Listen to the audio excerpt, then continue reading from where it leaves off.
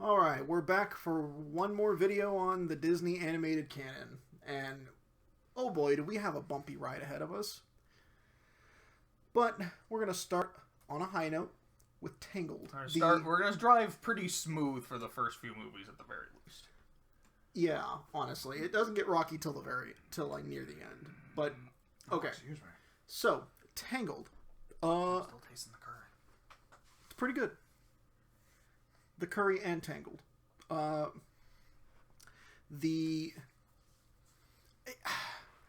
It's one of those movies where it's just so well done and well made that it's kind of hard for me to point out uniquely good things about it.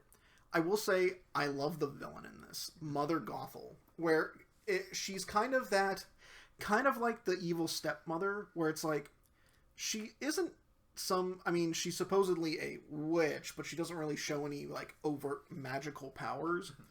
But she does have control over one person's life. And just that psychological twisting. Okay, so when you say that, you meant not like the evil queen stepmother. Was the evil queen stepmom still white? I believe she was. But you mean like Tremaine specifically? Yeah, Lady Tremaine. She just has this psychological hold over this one person's life. And it is really twisted. It's one of those things where I was noticing it on our second watch, where like anytime she's like really showing any kind of terms of affection or endearment, she's just looking and touching the hair. Mm-hmm. She's never looking at her.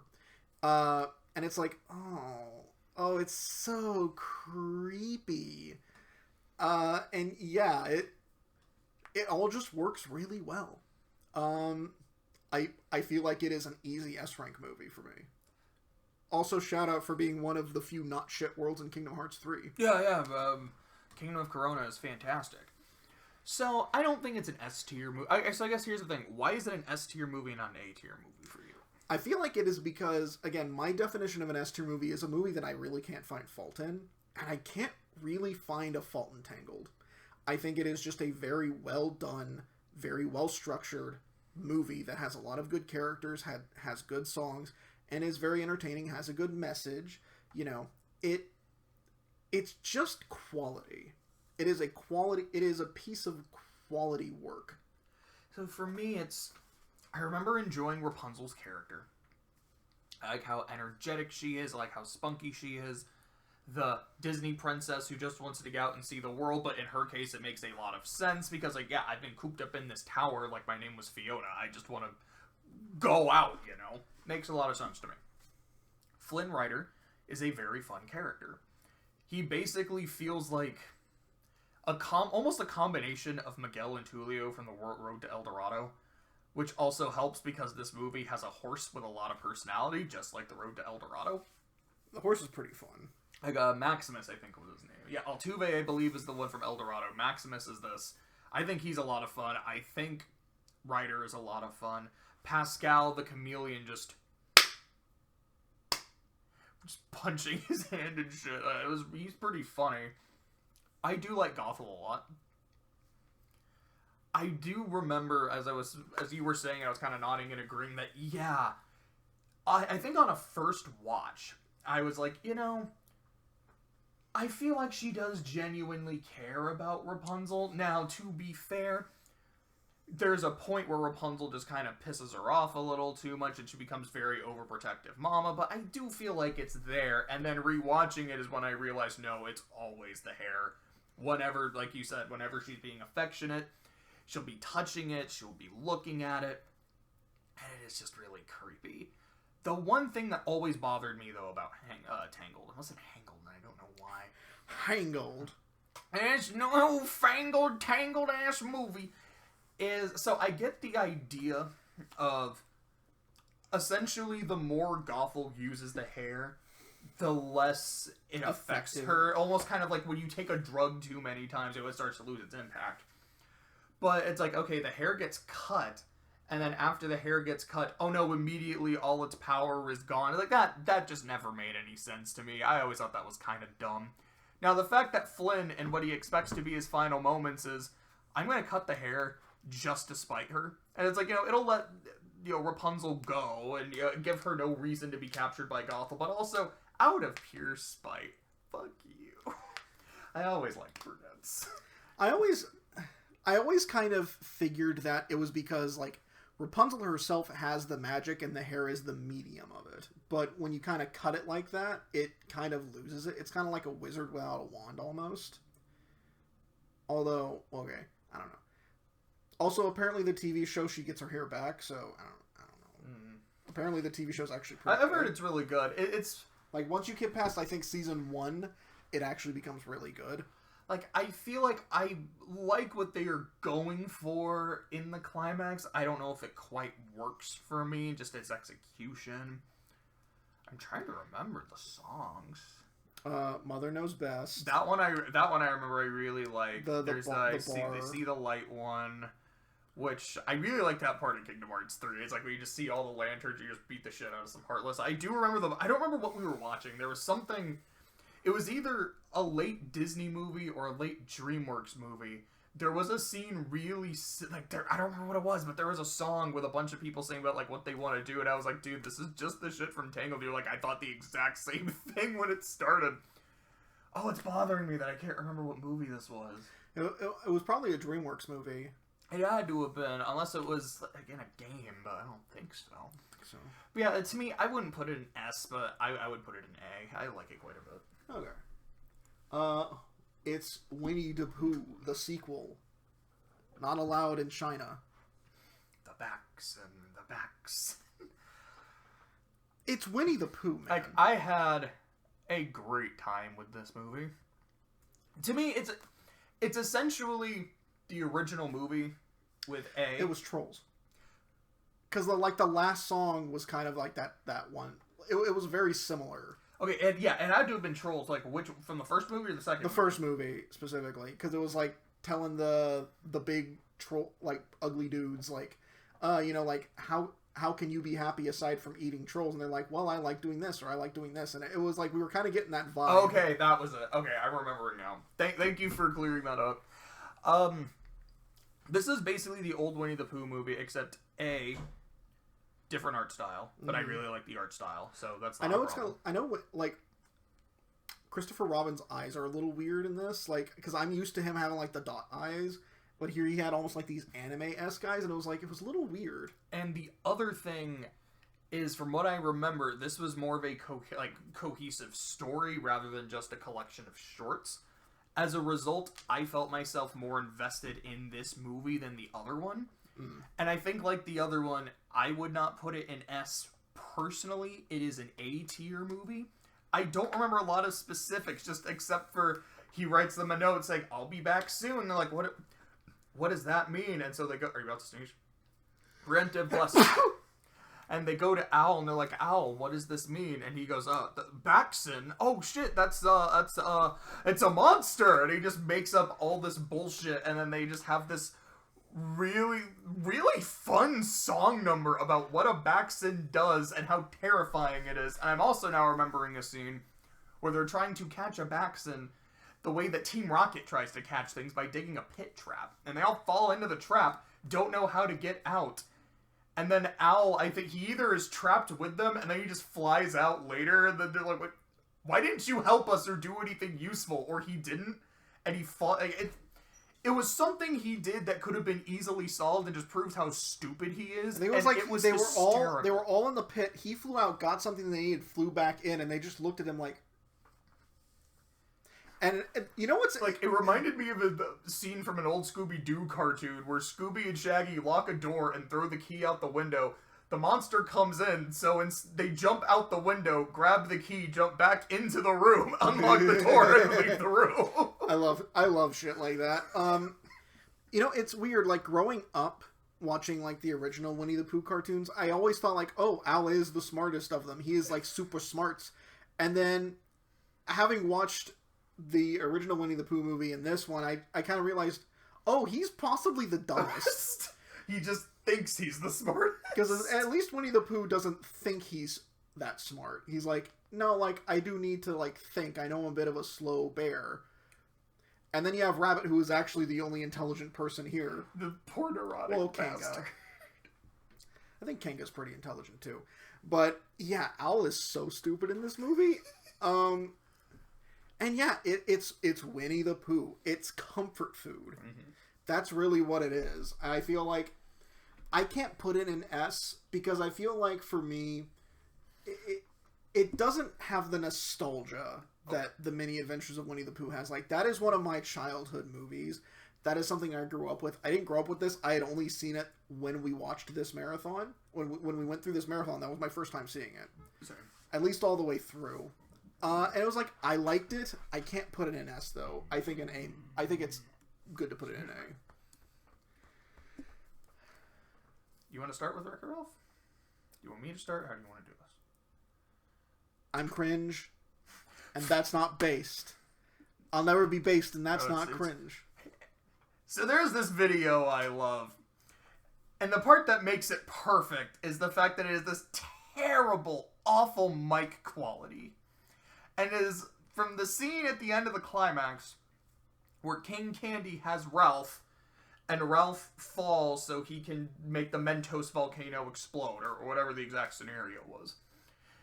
And King Candy in this video says, "Everyone here is cringe." No, only me. I'm cringe, and that's based. I'll never be based, and that's not cringe.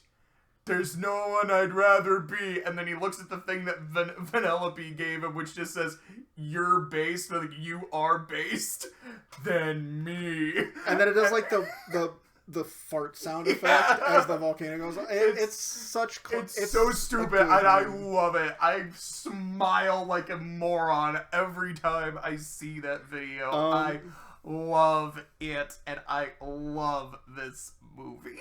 It's so good. This is one of the other movies in my top 10. So we're gonna go ahead and put it right over. It's an S tier movie for me. It's no question about that. I love video games, and this is a movie that's about video games. Now, I didn't play a lot of arcade stuff, so it's one of those where I get a lot of the references, but they don't hit me super hard. But I am still like, oh, that's fun. Like when he's going through a box at like the Lost and Found and he finds like the Metal Gear Solid exclamation point. That's one that really gets me. I appreciated it.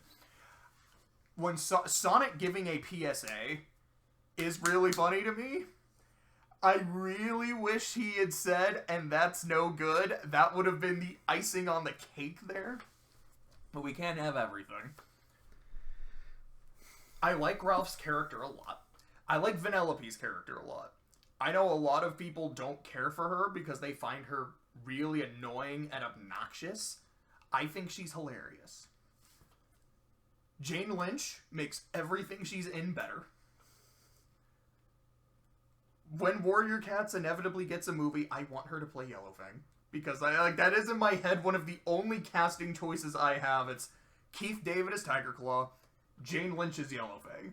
Everyone else don't really have a preference, but those two are perfect. Fix-It Felix Jr. I like him. The Nicelanders are all pieces of shit, and I don't like them. King Candy. King Candy. He's so fun. Like, was this the movie? Is this the movie that made Disney just say, "Oh, you're in all of our movies now"? Like, I think it was. Because, yeah, Alan Tudyk is, like, in a lot of Disney movies after this. And, like, okay... You wouldn't hit a guy with glasses, would you? Takes off his glasses, smacks him with them. You hit a guy with the glasses? Oh, well played. What I find really impressive is that the only other thing I've ever seen Alan Tudyk in is Firefly. And so I didn't expect him to have this much range with his voices, like, in this performance and his future performances. But yeah, like, the King Candy, I'm trying to remember, he's doing I think it's an Ed Wynn impression. Not Ed Wynn, it's the guy who's in Mary Poppins, the uncle. Because I'm gonna look this up because it's bothering me, but that's the impression he's going with, and he does it flawlessly. Also, King Candy is just a really good villain. Turbotastic. Yeah, it's an S tier movie. It's just so much fun. And it actually got me a little teary-eyed. I'm not gonna lie. Like, when he's doing the "there's no one I'd rather be than me," like, the Superman thing, it was giving me, like, Iron Giant flashbacks. Oh, You all right? of that movie. Super. I remember when we rewatched it. Hey, we're recording again. You want to say hi, Jose? No, he left. He's 2 for 2 today. Good lord. But I remember when we rewatched The Iron Giant a few years ago, I dead-ass cried at the end. The movie is phenomenal. Yeah, it really is. Yeah, okay, S tier movie. So, the big one. Is that Frozen? It's Frozen, baby. Also, Alan Tudyk. He is the Duke of Wesselton. Not Weaselton. Wesselton. How disappointing. I was hoping you would go with Weaselton, and we could do a whole bit, but no, you had to ruin it. Yep, I ruined it. Yeah, it is Edwin. Yeah. This guy. Yeah, that's just the voice he has. But anyways, so Frozen it's the big one. It's kind of like when The Little Mermaid or The Lion King came out in the 90s, where everybody watched this movie. Mm-hmm. And that fucking song did not leave the radio waves for years. I mean, it really is The Lion King, even down to the song Let It Go and Hakuna Matata. Really is. Except I actually kind of like Let It Go. Well, yeah, it's fantastic. Yeah. The movie's fantastic. It is legitimately fantastic. Is it overblown? Like, has its popularity been overblown? I think that's fair. A little bit, but I don't think it's wholly undeserved. I think it is legitimately a really good, really fucking good movie. Has great songs, has a great character dynamic.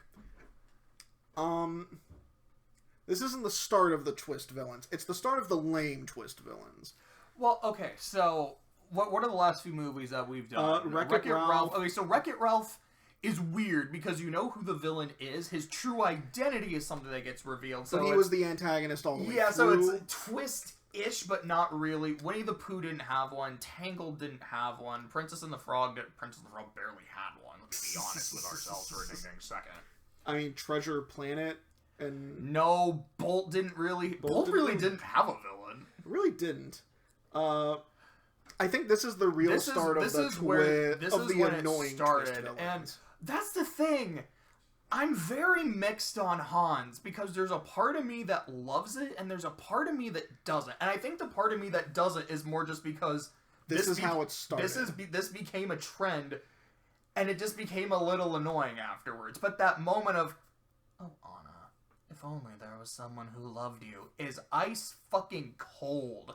And I love it. I love how savage it is. I love how, like, in this moment... It's pretty dark for a Disney movie. It is, like, in this moment of desperation, as she is freezing to death, she's like, this is what I need. I know you're gonna help me. We've got this. Okay, whatever you need. Make sure that they are alone, that no one else is there, and... No, I'm not gonna. No. This is how I win. It's crazy. Like, and on the one hand, I'm like, yeah, I kind of wish we had a more in-your-face villain throughout the movie, because it's Disney, and when they do that, it's so good. We just had it with King Candy, and he was fantastic. But I think as, welcome to the boss level. But as, like, a one-off thing, I think it would have worked a lot better. And I think it also would have made Hans more memorable for that. Like, that scene was fantastic. It really was.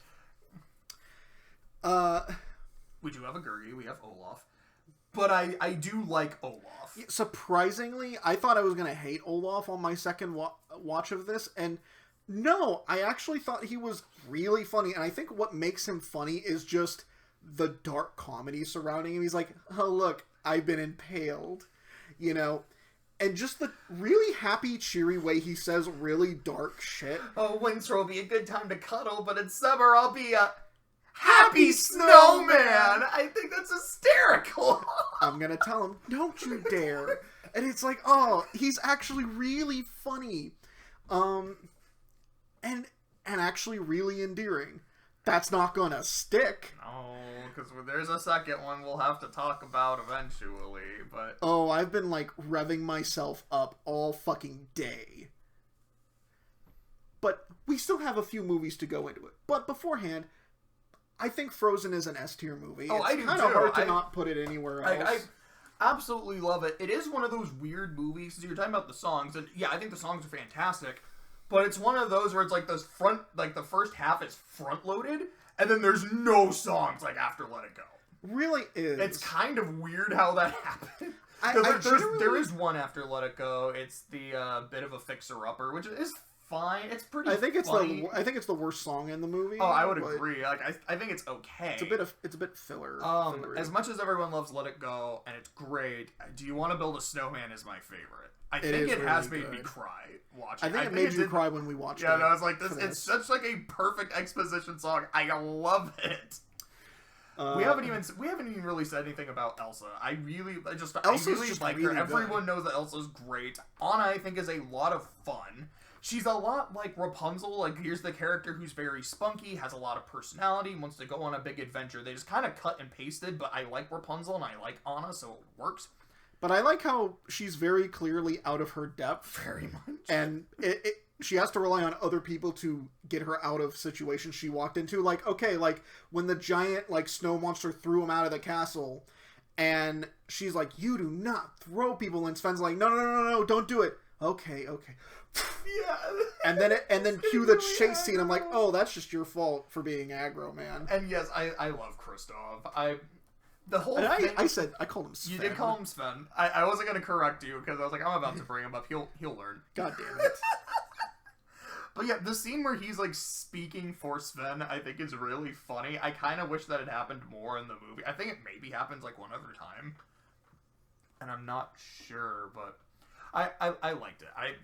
I liked that. It is one of those movies, like, I kind of like everything about it. I'm a sucker for snowy aesthetics and ice and shit. And it's beautiful. And it looks gorgeous. I mean, Let It Go, like, that entire sequence was so cool that... They just ported it into Kingdom Hearts. Like, Nomura was like, bet, we're just going to remake that entire scene. Hey, we've been working on this game for, like, 50 fucking years. What's another to do this scene in the engine? I'm like... And then you just cut over to Sora, like, what the fuck just happened? And then, Arundel's like the worst world. And Arundel is actually kind of a pain in the ass to go through. It's bad. It's really bad. Is. But hey, that's the game. No, the worst world is the Keyblade Graveyard. That's the worst in terms of plot. It's ironic because it's like one of the only ones to have plot, but Arundel was also actively annoying. That's true. What's the next movie? Is it one that's also actively annoying? It's Big Hero 6. I can't say that. Yeah, I liked the world in Big Hero 6. Oh no, I was talking about the movie itself. No, I did actually think San Francisco was actively annoying. I did not like that world, but I liked the movie quite a bit. Yeah, it's just kind of a cool superhero movie. It has another stupid twist villain. I like this movie a lot. I think it has some really outstanding moments, like when Hero, finds out who was the person who got his brother killed, and he takes out, like, Baymax's conscience, and Baymax just goes full, like, Iron Giant at the end of that movie, like, just trying to kill, and it's, like, it's actually really disturbing, in that, very much that same regard. It is kind of like Iron Giant in that way, where it's, like, boy meets robot, and robot is super chill until he isn't, and it's a really big turning point in the movie. But I liked the other characters. I think the thing I really liked about the movie is before the superhero shit happened, because it is about a young boy who's kind of listless. It's like he is an incredibly gifted individual, but he doesn't really know what to do with it. Then, he gets this idea, he really works hard on it, and on that night, that big night of his life, he loses the most important person in his life. And just the next few scenes of just him going through depression, like just him being depressed, were really impactful. And like his friends don't really know what to do about it. And then Baymax wakes up and you know, like, slowly but surely, Hiro starts to kind of come out of his shell as Baymax, you know, like, gives him warm hugs and all that. And, you know, acts as kind of a therapy bot. And then we do the superhero thing. What I like about the superhero shtick in this is that it very much feels like a coping mechanism. Mm-hmm. In that he is using it to get away from the fact that his brother's dead. And the more it goes on, the more it's very clear that this is a very unhealthy coping mechanism. Yes. You know, and then it culminates in that scene where, like, he rips out Baymax's conscience, and, you know, like, his friends get really hurt. That entire mission is just screwed. And he has that breakdown in his garage. And I really like that shit. I think the climax is fine. I will say I do like the villain's, like, power set, like, with the Build-A-Block. Yeah, it's things. So fucking cool. It is really cool. And I mean, like, you gotta love a dude just wearing a kabuki mask. But I think when it focuses on, like, the superhero plot, like the mystery of, oh, who stole the shit, it's fine. When it is focusing on Hiro and his struggle getting over the death of his brother, I think it is a fantastic movie. I would say it easily earns a spot in A. What do you think? So before I say anything about the quality of the movie itself, there's this meme that I love. And it is just Baymax pointing up at a speech bubble. And the speech bubble, I've seen versions of it, but my favorite is, quote, "Garlic bread is so fucking good." End quote. You do love garlic bread. I love garlic bread. So, like, when I saw that for the first time, I was laughing my ass off. But getting into the movie itself, there are moments where it is pretty funny. I can't think of specifics. But I do remember, it's like, you know, every now and then there's, like, a pretty good joke. But I remember watching it, and because I remember the first time I saw it, I did remember just I kept comparing it to the Iron Giant, thinking, like, this is just not as good. This is a movie that's fine, but I can tell what's going to happen, like, almost from, like, the first 10 minutes of the movie. This did not throw a lot at me that I wasn't expecting. I was like, it's okay. Rewatching it is when it did hit me that this is a movie that is just all about grief and loss. And it's both shown in Hiro, and I can't remember the name of the villain, but him as well. Fuck, I, like, had it, and then I lost it. But I can't remember what his name is. Callahan, that's it.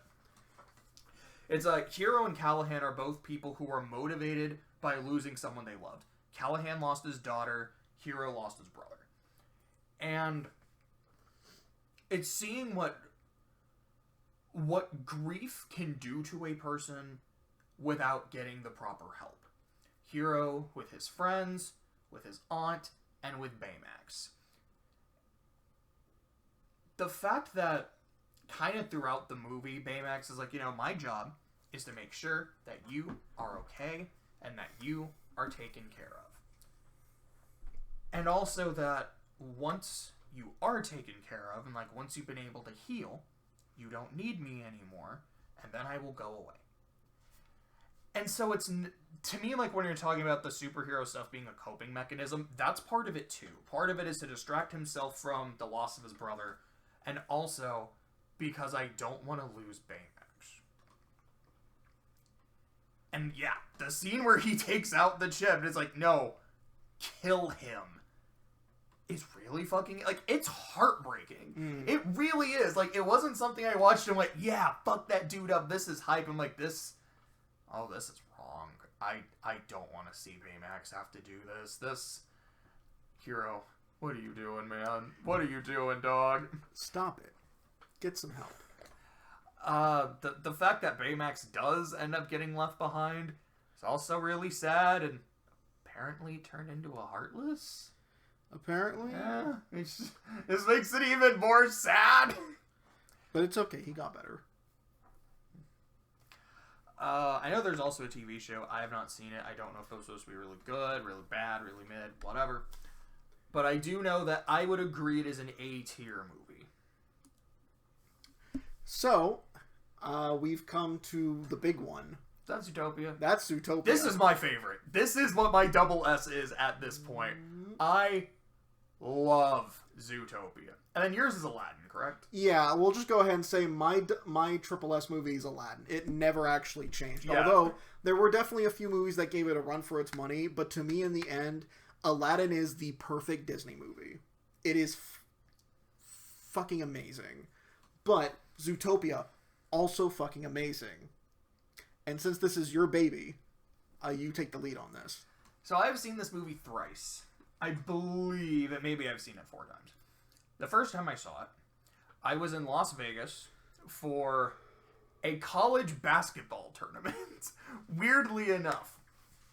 It was, I went to Pepperdine Law School, go Waves, and it was the West Coast Conference tournament. You know, winner goes to the NAAA. Almost said NAACP. Like, that's something very different. NCAA men's basketball tournament. Thank you. Was able to say it. So I was in Vegas for a weekend. This had come out. I was like, it's the new Disney movie. I'm going to go see it. I keep hearing it's fantastic. And I watched it, and I absolutely loved it. I think Judy is an incredibly, likable character. I think Nick is an incredibly likable character. I love that it's just... it's a buddy cop movie. I talk about how much I love heists, because I do. I like buddy cop movies, too. I just like characters that have fun chemistry, talk shit to each other, and don't have to be a love interest. Because I do not see them as such.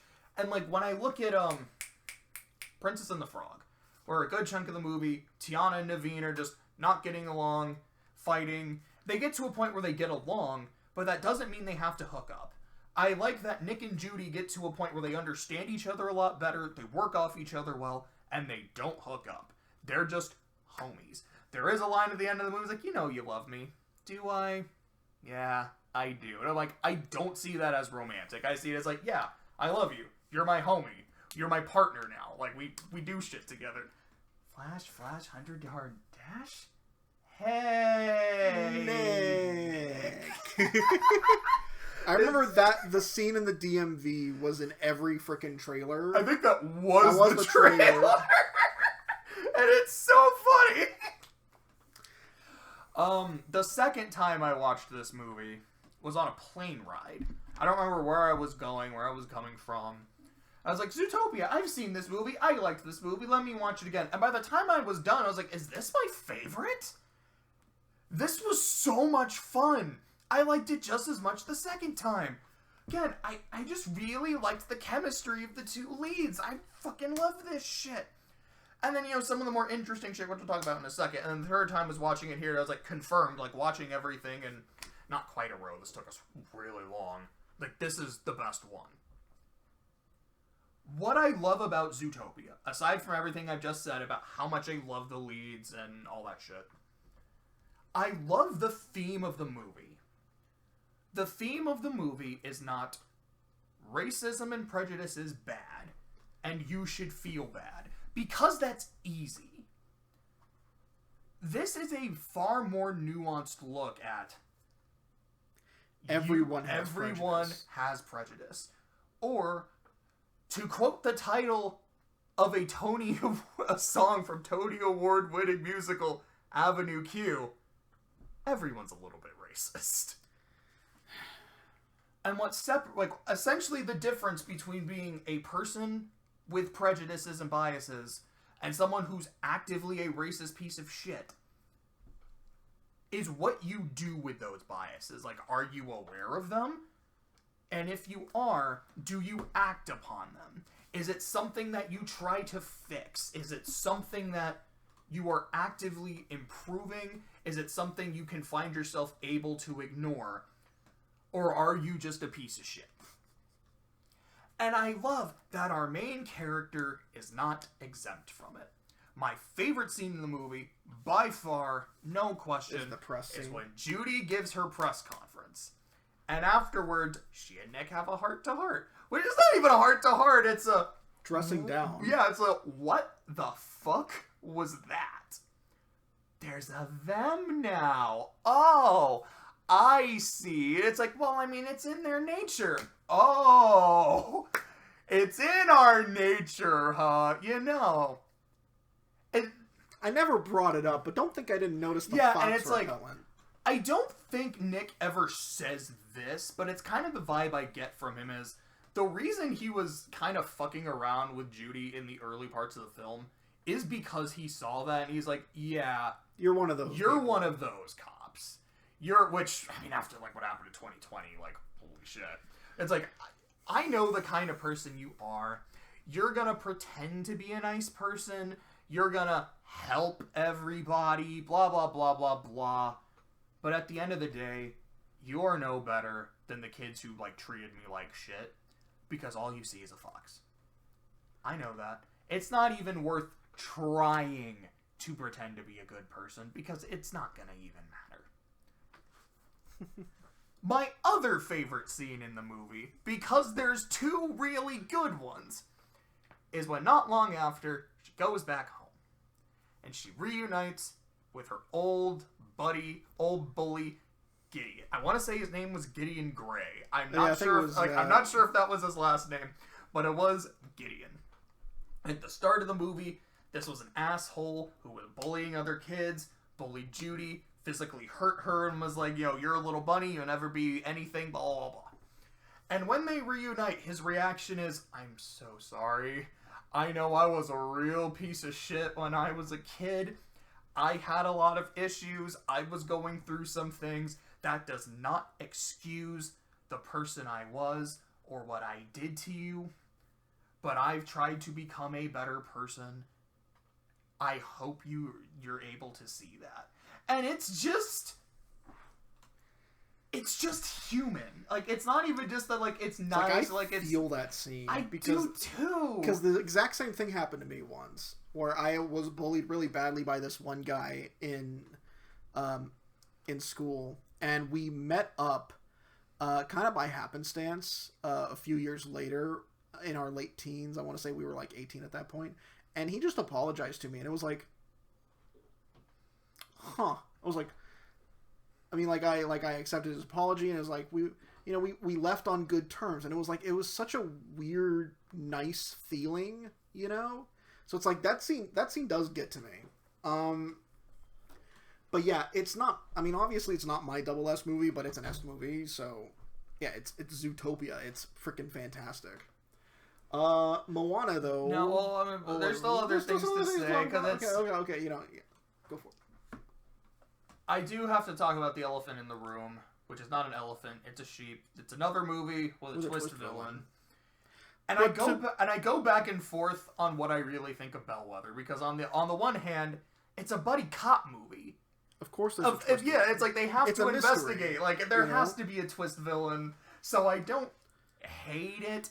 And it, again, kind of goes in with the theme of everyone is prejudiced. Even the person who seems like she's just an aw shucks good person, they have their problems. There's also the fact that you as an audience probably don't expect the sheep. Now, of course, there are probably several people who watched the movie and thought, no, it's probably the fucking secretary. Like, I wasn't born. You can't pull the wool over my eyes. I guess you could. I guess you could say she was a wolf in sheep's clothing. Kill me. I will. I almost died a little bit there. I died inside. But I feel like that almost might be kind of part of it too. It's like it's not just like we took the character no one would suspect, but we literally took a species that most people in and out of universe would not expect to be the villain, to kind of hammer in that theme of like, yes, your prejudice can make you see bad things in good people. It can also make you overlook the bad things in bad people because you just don't expect it from them. Actually, no, I was going to talk about, like, we were having a conversation about Raya yesterday, and we haven't talked about that movie yet, so I guess that's something to kind of put a pin in. We're just going to put a pin. That's really, like, oh, also there's a scene where there's a couple guys in, like, fucking hazmat suits and gas masks, like, cooking shit, and one of them is named Walter. And I laughed. The other one was named Jesse. I don't remember if it was, but I think it was. I laughed so hard at that scene. And I remember there being a dude, like, several seats of, like, down from me. And we both just kind of looked at each other and had that look of, yeah, that's a Breaking Bad reference in a Disney movie. That's dope as shit. And then just went back to the movie. Do you have anything else to say about Zootopia? Okay, the one scene where it had the weasel with the fucking bootleg Disney movies was hilarious. That's fucking great. Yeah, again, our Alan Tudyk of the movie. It's Weaselton. We went from having the Gurgi of the movie to that Alan Tudyk cameo. But yeah, it's just a really well done movie. Nice and crispy. So now it's like Moana, where he's the chicken in this, isn't he? He is the chicken in this. No vocal lines, just clucking, begawing, and dying. Moana is... How do I say this nicely? Mid. Maybe that's not nice. I don't know. I never super got into it. Okay, I will say, I think the songs are really good. Like, you know, like Moana's song, like... and of course, The Rock singing, you know, what can I say except you're welcome. I'd rather be shiny. Yeah, that one's pretty fun. That one is, that lives in my head rent free for sure. But I feel like aside from the songs, it never clicked with me, which is weird because if you look at it,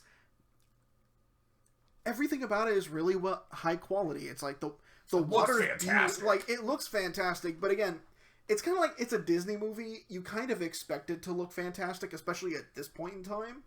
But it's like, I think Moana herself, like the character, she's fine. I think Maui.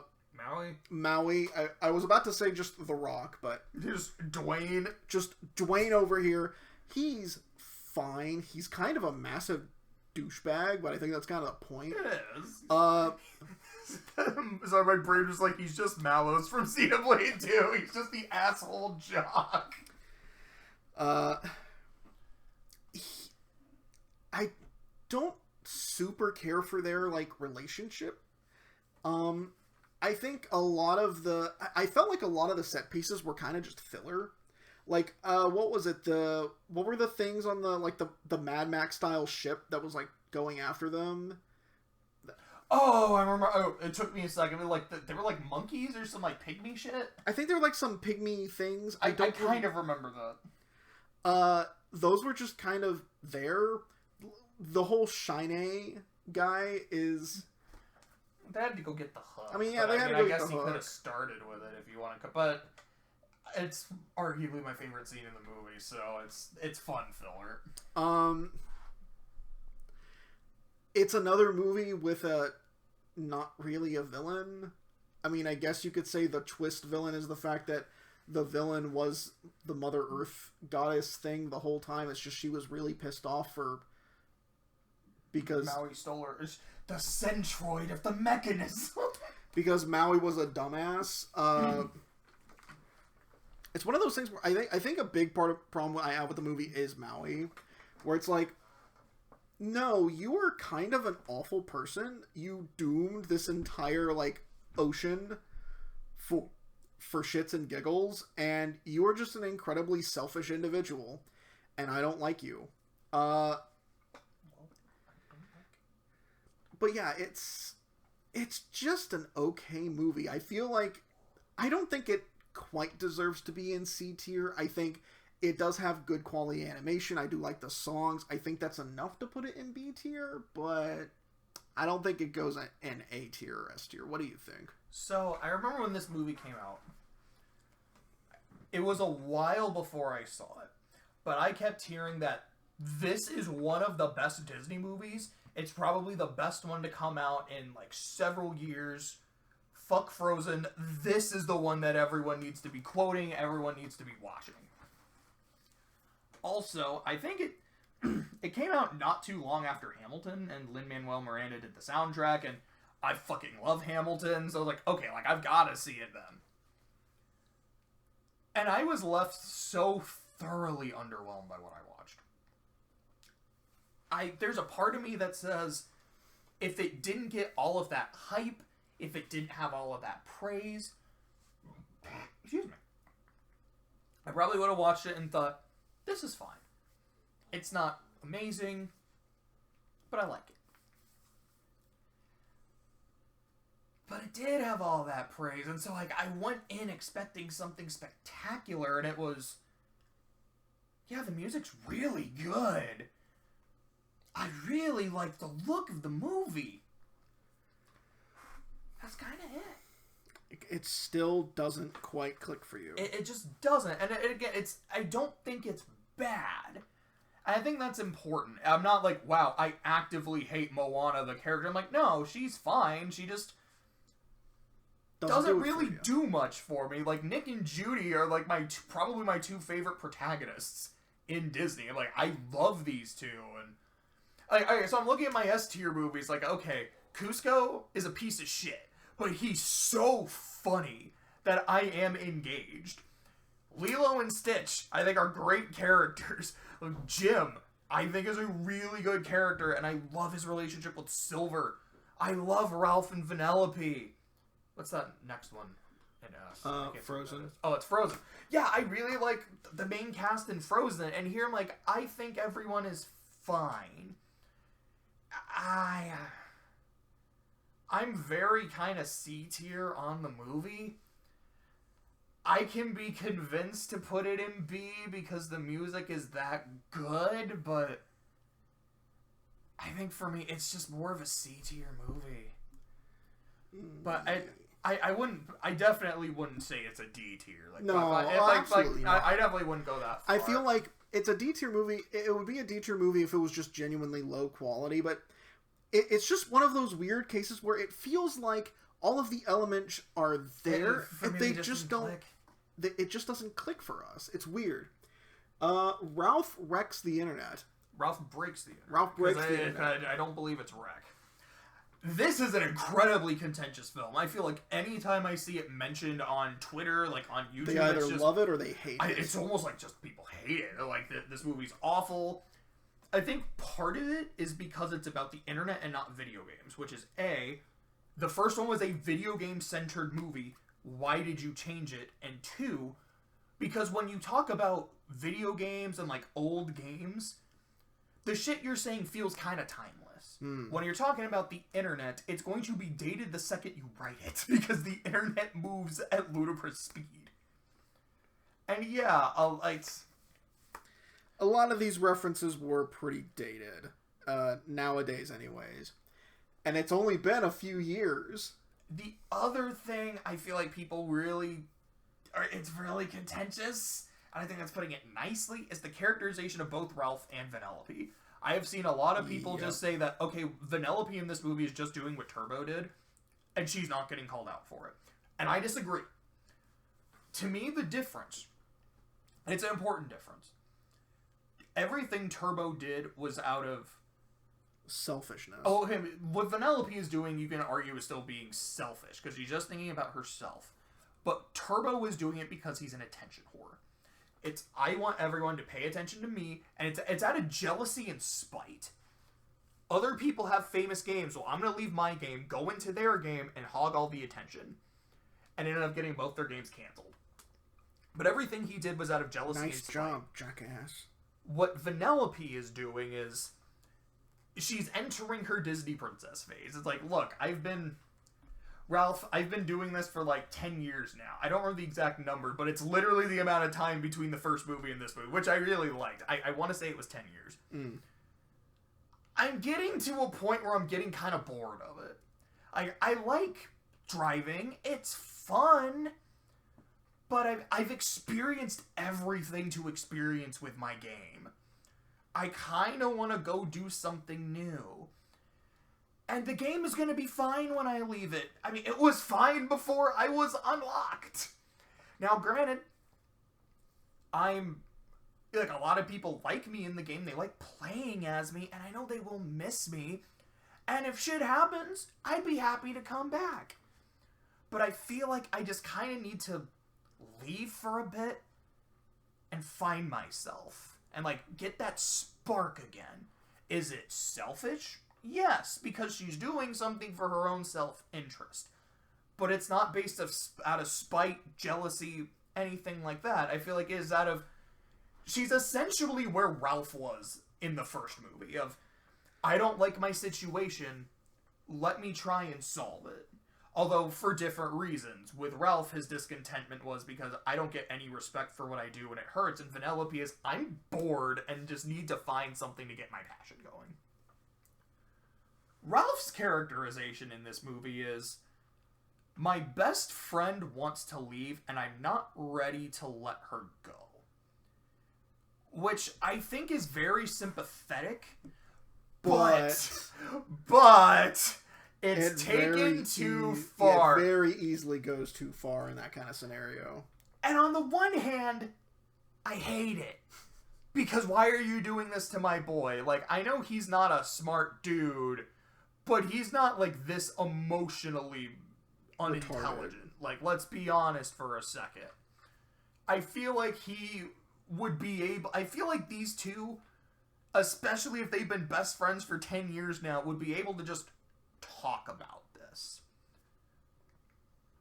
But the thing I really like about it is how his toxic, overbearing personality traits are the antagonist of the movie. Literally. And not just how it is like, oh yeah, he is the villain of the movie. It's like, no, that part of his personality gets fucking mutated and becomes a virus. Like, okay, I kind of dig this idea. And it is that, yeah, he has to be able to... I'm going to quote Persona 4. He has to face himself. But it's like, that is my shadow, and I have to fight it. I think we even made that joke. There's no way we did it. And I do like that. And I do like how at the end of the movie, Vanellope still leaves. And it's like, no, like, Ralph doesn't get his way. He does have to let her go. And again, for me, I don't see it as the same thing as Turbo. I feel like it is like, I need some time away. And when I'm good, I will come back. And if shit happens and I am needed, I will come back for that. Like, I don't know if she ever says that, but I don't think she would be too selfish to not do it. Right. Now, when it does come to the internet humor, like, I feel like I remember the part where they go to the dark web having some fun with that. The eBay shit I thought was really fun. I loved it. The fact that the movie ends on a fucking Rickroll as the end credit scene is so outdated, like the Rickroll so classic, though. Like, but the Rickroll is timeless internet, though. You know? Like, it's kind of both at the same time, where, like, it's outdated and a dead meme, but something that everyone still remembers. And you either hate that you remember, or it kind of makes you smile when you remember. And for me, it makes me smile. I get the issues with this movie. I really do. I don't know where to rank it, though. Like, it's not an S tier movie. Never. It's not an F. Not. It's not a D. I don't know. I don't think I could put it in A. I think for me, it's a B tier movie. I think for me, it's C tier. I can be okay with that. Yeah, I feel like... I feel like I respect the idea of what they're going for. Like, I think for me, it's more of a B. I feel like for me, it is... I know what it's trying to do, and I feel like it's a funnier movie than the first movie.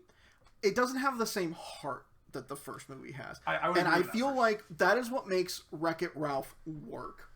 It's not just a movie like, video game references. It is a genuinely really heartwarming tale about a giant dude and a little girl about fucking Donkey Kong. About fucking DK over here, you know, trying to achieve their dreams, you know, and like like they're social outcasts and they work together to, like, you know, become superstars, you know. They are the Losers Club. They are the Losers Club. And it is genuinely super heartwarming. Like I said, it actually got me a little teary-eyed near the end. This movie just doesn't have it because, again, like what you were saying, it's like, I don't buy that these people at this phase in their relationship, for how long they have had it, would have this much of a trouble with communication. And it bothered me throughout the entire movie. I think it's funnier because I think the internet jokes are really funny. They just consistently keep landing. Like, their whole thing of, like, getting, like, lots of clicks. And so it just has Ralph just doing random dumb bullshit to get internet clicks, and it's really funny. I thought that was really cool. I didn't see the Rickroll. I watched it afterwards because I think I got up and I left, and then it happened while the movie was still playing or something. While you were still in here. I think I looked it up. Like, one of us had looked it up. We're like, oh, there's an end credits. Oh, that's so funny. Yeah. I think it's a C-tier movie. It's fine. Now, I hear what you're saying, and I don't disagree. But I saw a pin. There was a pin I put in the wall. Let me take that pin out. The Disney princess scene. Okay, that is pretty... That shit was so funny. Like, that to me, it's like, okay... I could have been convinced to put it in C, but like, I'm sorry, that shit is so good, I have to put it in B. That was pretty funny. What? Points at Merida. What did she say? We can't understand her either. She's from the other studio. I really like that joke. Speaking of movies that make me want to shove broken glass down my throat. Is that Frozen 2? It's Frozen 2. This is all yours. I really don't have anything to say about this movie that you're not already going to say. I will be completely honest about that. So I had not seen Frozen 2 until this marathon. Neither did I. But it's Frozen 2. And before watching this movie, to me that meant, oh, they made a sequel to one of the best Disney movies ever made. It made like $1 billion. Bet. This is going to be good shit. This is going to be a fun time. So this was the second movie that made me curl up in a ball and beg for the sweet embrace of death while I was watching it. Because this movie is abominable. I can't say that like, because again, DreamWorks Abominable is good. I like Abominable. This movie is shit. It's dog shit. It's dog shit. It is a frozen turd on a cold Saturday afternoon. And there is no warm hearth to warm my frozen heart. Because this movie just gets no sympathy from me. This fucking $1 billion overly animated hunk of garbage. Okay, so, genuine question. I don't want to break your flow, but what do you mean by overly animated? Because that's the only good thing about this fucking movie is the animation. Okay, that's what you meant. It looks beautiful. It is heartbreakingly beautiful at times. They somehow made Frozen, one of the best looking movies, look even better. And they attached this script to it? That's like getting Leonardo da Vinci to fucking paint badly translated hentai. As funny as that would be to see. No, it'd be way better if it was Picasso. Okay. Because then it would look weird. Oh gosh, now I'm just imagining Picasso doing the actual, like, the freaking CGs from the Fate sex scene. Oh god, no, don't do that. Oh man. Everything about this movie's script is wrong. Every character is wrong. All of the characters from the first movie are written incorrectly. And that might sound a little bit presumptuous. That might sound a little like, oh, you're not the writer. You didn't write these characters. What do you know? I'm like, well, I watched the first movie, and I understood how these characters functioned. Clearly, these writers didn't. Because Elsa is written like an idiot. Anna is written like an idiot. Poor fucking Kristoff. Okay. First problem with the movie. All of the characters act like they have read the script. And what I mean by that is the fact that the flow of the plot is dictated not by the characters finding new information and acting upon it. It is dictated by them feeling it out and randomly stumbling upon the plot. Like, okay, one night Elsa fucking hears the colors of the wind, and she's like, "Oh, there's this huge calamity on the other side of this place that we have to go solve. Okay, bye." And then she fucks off and leaves everybody. And I'm like, did you read ahead? Did you read ahead to the script? What? The 2 directors that did Frozen also did Frozen 2, and the 3 people that did the story for Frozen, 2 of them worked on Frozen 2. I don't know how to explain it, but a lot of times when the plot progresses, it is not because things happen, it's because the characters kind of decide to move on to the next plot point with no real explanation. And it threw me off so many times. I'm like, I guess we're doing this now. I guess this is where the plot's going. Because it doesn't flow naturally. At all. Just spat on my elbow. Oh, I'm so sorry. I didn't mean to spit at you. I will direct my venom towards the microphone. It's fine. It was just funny to me. Okay, so all of these characters act like idiots. Elsa is constantly like, no, I have to go do this by myself. I have to go do this by myself. Bitch, what was the lesson we learned in the first movie? Trust other people. Rely on your friends and family to help you. Did you forget? Clearly you did. Anna's thing is, I have to be by my sister. I have to help her. Even though I literally can't do anything. And Elsa's like, no, you can't do that because I need to keep you safe. And so to keep you safe, I'm gonna fucking shove you into this boat made of ice and go fucking out of control past where I can see you. And yeah, she nearly fucking dies from that. I remember that. I remember how stupid that was. I think that was the scene that broke me. No. The scene that broke me was Kristoff's little fucking ballad, because his character is like, well, I barely had a character in the first book, and the first movie. I barely had a character in the first movie.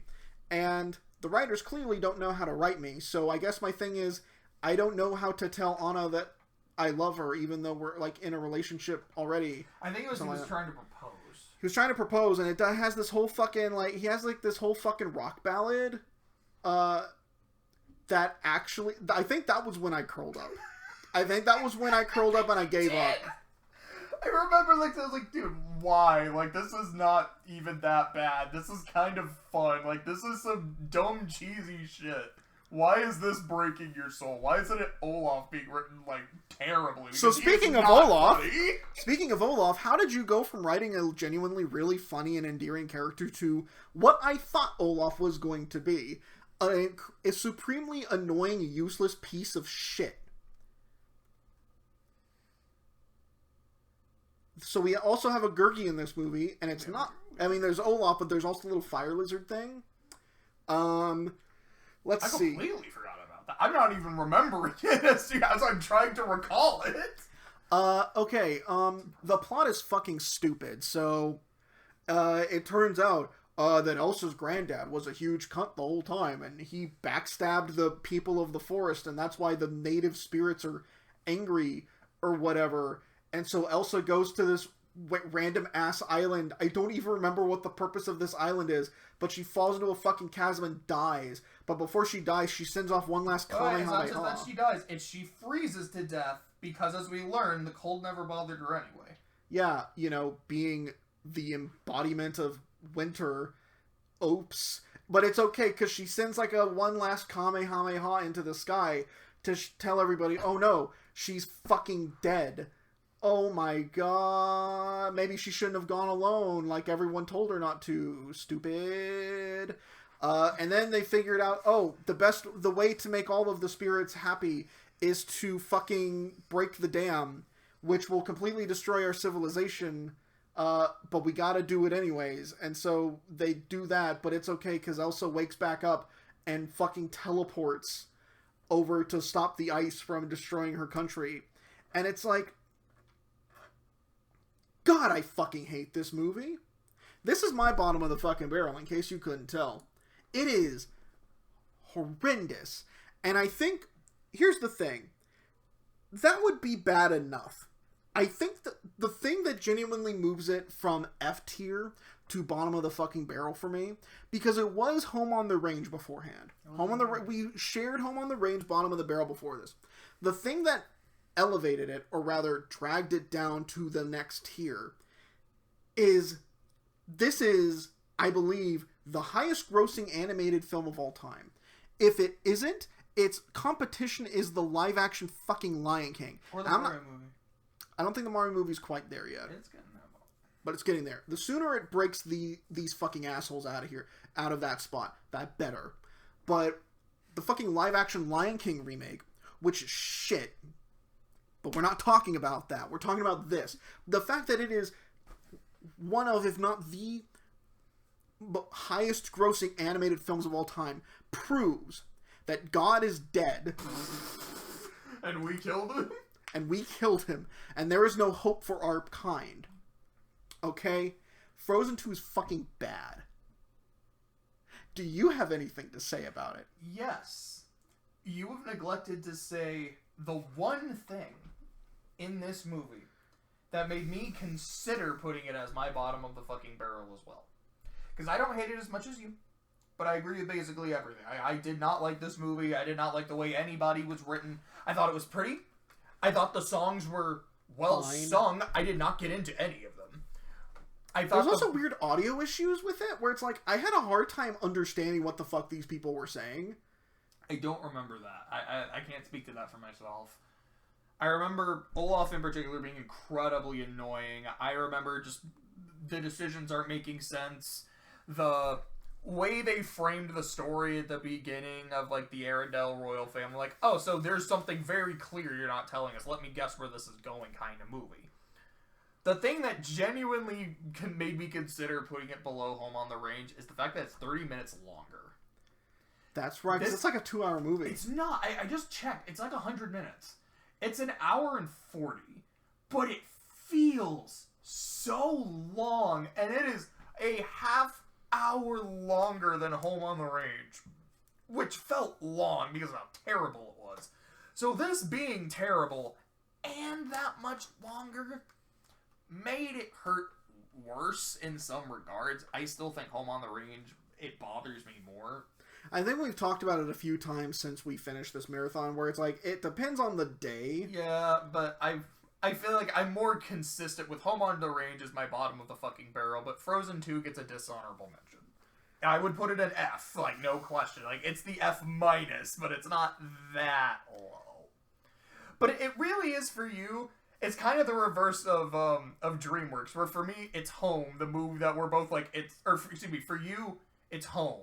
The movie that we both are like, yeah, it's bad, it's annoying. But because of how much, like, Frozen 2... It's not just that it's bad. It's insultingly bad because of how much you like the first one. It's like me and How to Train Your Dragon 3. Yeah. It is, because that's the thing. It's really what it was. I think we realized this shortly after watching it, is this is a Disney sequel. As in, yes, the really shit ones that went straight to VHS. Except now it has, like, it has a huge budget and made a ton of money. But it still has the same writing quality. You can kind of argue that about Ralph Breaks the Internet as well. I don't think it's nearly as bad, but with the way the main characters are written, I can see that. Yeah. It doesn't bother me nearly as much as it probably should. But yeah, bottom of the fucking barrel. Trash. Garbage. The sooner Super Mario Brothers can knock it off its throne, the happier I will be. Yes. Oh boy. Raya? It's Raya and the Last Dragon. You like this movie a lot more than Frozen 2, which is not saying much. It is kind of, but it's also not a big margin of liking either. That's what I mean by it's not saying much. Yeah.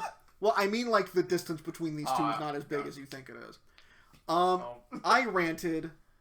I feel like I'm gonna rant again, so I will let you have the first light. Okay. So we watched this movie in theaters. It was while we were doing our marathon. I don't remember how far along we were. I think we were relatively early. I think we were. I think we had maybe barely just started. Like, let's go ahead and watch it. And I remember the prevailing thought I had throughout the movie, and it was like the first thing I talked about on the way home was, this should never have been a movie. this should have been a TV show. Like, the way I can best describe Raya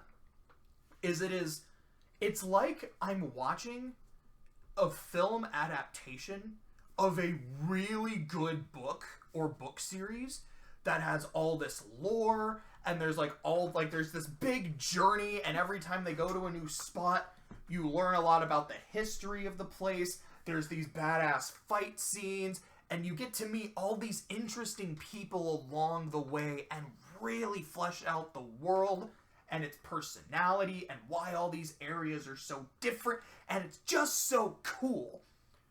But in the adaptation, a lot of that gets watered down. And while you still get the bare essentials of both your plot and your main cast, you are left with that sense of, if I read the book, though, like, this is fine, I liked it, but if I got to read the book, I would love this. Which is, when I did the Ghibli marathon, that's what I felt after Earthsea. It was like, I might actually really like the books, because everyone said this movie was terrible, and I had a good time with it. This was kind of cool. I would like to know more.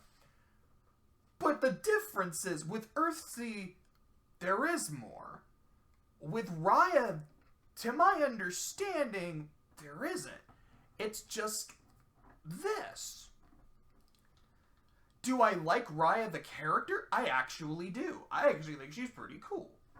Do I like Shisu the dragon? Yeah, I don't know how I did that sound. I don't think I'd ever be a dinosaur. Like, I don't think I'd ever be able to replicate it if I tried. But I don't. I don't know if I'd say she's the Gurgi of the movie, because she's actually a main character, but... Oh, there's also, like, there's the armadillo thing. He's not a Gurgi. He's really not a Gurgi. I don't think she's that funny. She is a comedic character that didn't make me laugh, but she's trying to. It's like she's trying to be the genie almost, but that's really what it is. It's like she's trying to be the genie, and it's just not clicking the way that the genie did. I know something you've said is a lot of the dialogue feels misplaced because it feels like it's going for this more like classic fantasy setting, and then they'll call each other dragon nerds. And you're like, nerd doesn't feel like a word that makes sense in this era, and it takes you out of it. And I remember Shisu. Is it Sishu? Shisu? I think it's Shisu. I think it's Sishu. Sisu, no H. Okay, we'll go with that. To me, a lot of Sisu's dialogue is like that. There are still some scenes that do kind of make me laugh, like when they go to the port city and she's trying to buy everything on credit that she doesn't have. I do think that's pretty funny. I do like that. I don't want to get into the theme of the movie because that's your thing. It doesn't bother me nearly as much as it does you, but I get it. What movie was I talking about earlier that made me think of Raya? I want to say it was Zootopia, but I'm not sure now. I'm not sure. I genuinely forget, but yeah, go ahead. All right, I gotta rev up for this one. Okay, so this movie's not good. As if you're surprised. Okay, so the reason I don't think you quite expounded upon why you felt like this should have been a TV show. I think it is because the pacing is really quick.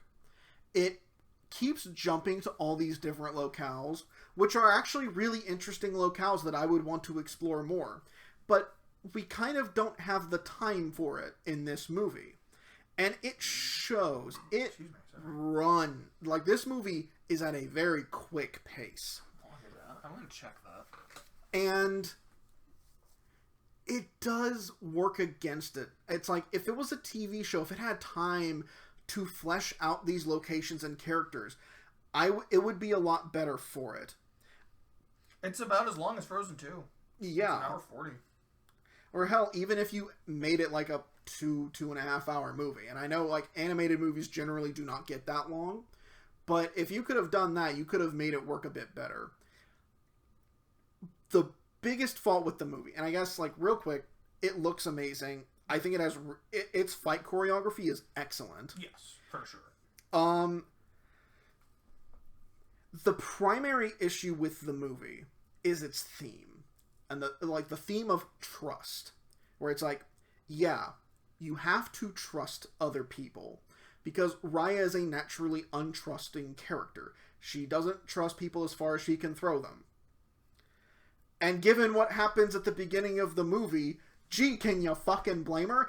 And this is where the movie falls apart, because Shishu is constantly like, yeah, you gotta learn to trust other people. You gotta learn to let people in and, like, really trust them. Because my siblings trusted me. Like, they knew that, like, I was probably, like, the least strong out of all of us, but they trusted me to get the thing done, and I was able to do it.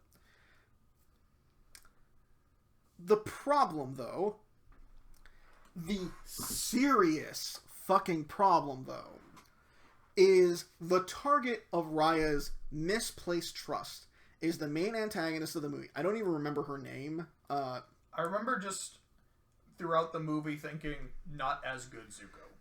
Pretty much. She's basically just not as good femme Zuko. Oh, Prince Zoku! Oh, God.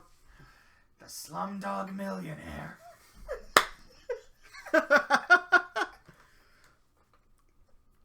So, Shishu's constantly like, yeah, you gotta trust other people, you gotta trust them. But there's a very good reason why Raya doesn't trust other people. And it's very clearly established why. In the opening scenes, when all the four nations gathered together, everything changed when this one little bitch messed everything up. She's like, she gets along with this person, like, they become friends with her, and then, like, she convinces Raya to go see, like, the dragon stones or whatever they were, and that set up an ambush so that they could all take the stones for themselves. Like, they could take the stone for themselves, and that's what caused the evil purple mist to attack. And, yeah, Raya's entire civilization and her father are, for all intents and purposes, they're dead. And the world is basically in ruins. It feels, it's a very post-apocalyptic kind of feeling, because it's like, yeah, like, the cities are only safe because they still have the shards of, like, the dragon stone or whatever. And even that's not quite enough. There are still a lot of people who get hit by the darkness. I don't remember what they're called. Can we just call them Heartless? No, because I like the Heartless. No. And because I think Raya would be a pretty cool Kingdom Hearts world. It probably would be, but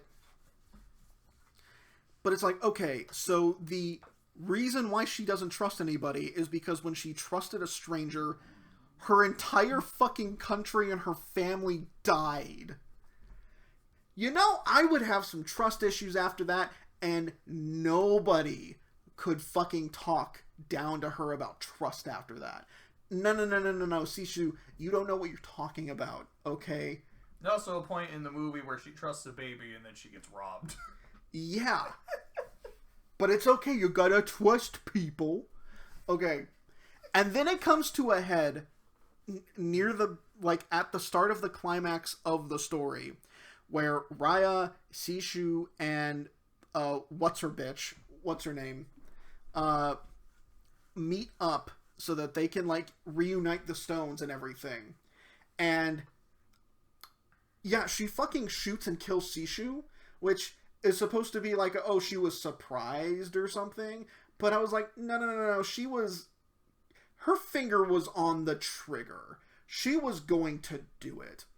And with Sisu dead, the stones lose their power, and now the entire world is fucked. And Raya is rightfully pissed the fuck off, which leads to an honestly really great... Like, I will say this, the fight choreography is spectacular. It's great. And it leads to a fight with this one bitch, with that bitch. And, it's like, yeah, this kind of, like, rivalry's been simmering for years. And we've been watching them, like, fight throughout the story. And it's like, yeah, like, this is a really cool scene. And then at the end, it's like, yeah, in order to bring the stones back together, we have to trust her. And I'm like, no, nothing she has done is worthy of your trust. Because here's the thing. The reason why this movie fails is because the message it's trying to send is that you need to trust people. But the thing is trust is not implicit. Trust is earned. And, okay, there are some people who you should naturally trust, like your family, or if you have friends. I mean, at that point, you've built enough of a rapport with them that you would trust them, you know. Strangers, I'm not saying you need to be paranoid around strangers, but trust is earned. It is not supposed to be freely given.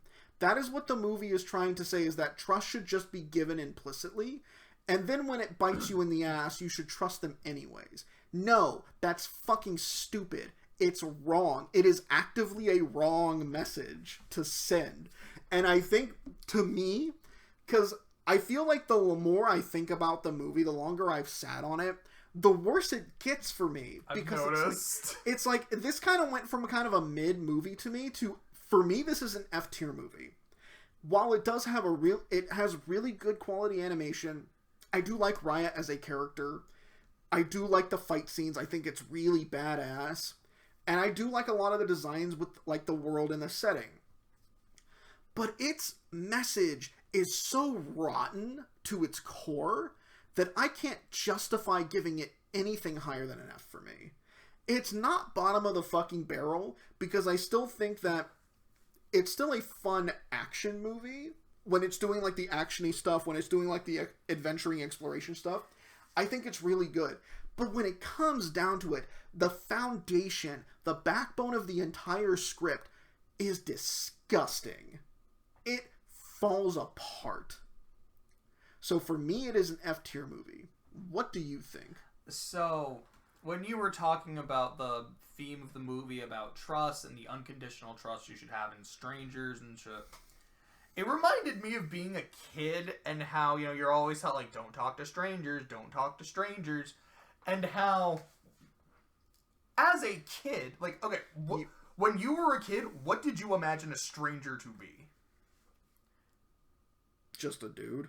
See, I think because, for me, the way that strangers are talked about in that manner, it's not They're just like monsters almost. Yeah, it's not just like someone you don't know. Like, you imagine it as being like this dude in like a bowler hat, a trench coat.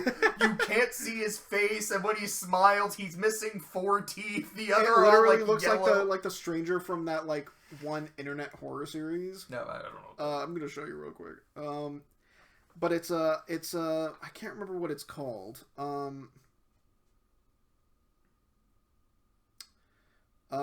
Shit.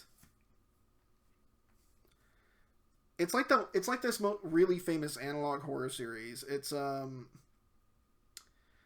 it's The Intruder. It's this face. Yeah, that's the kind of thing I would imagine. Like, as a kid, I think of when I think of stranger.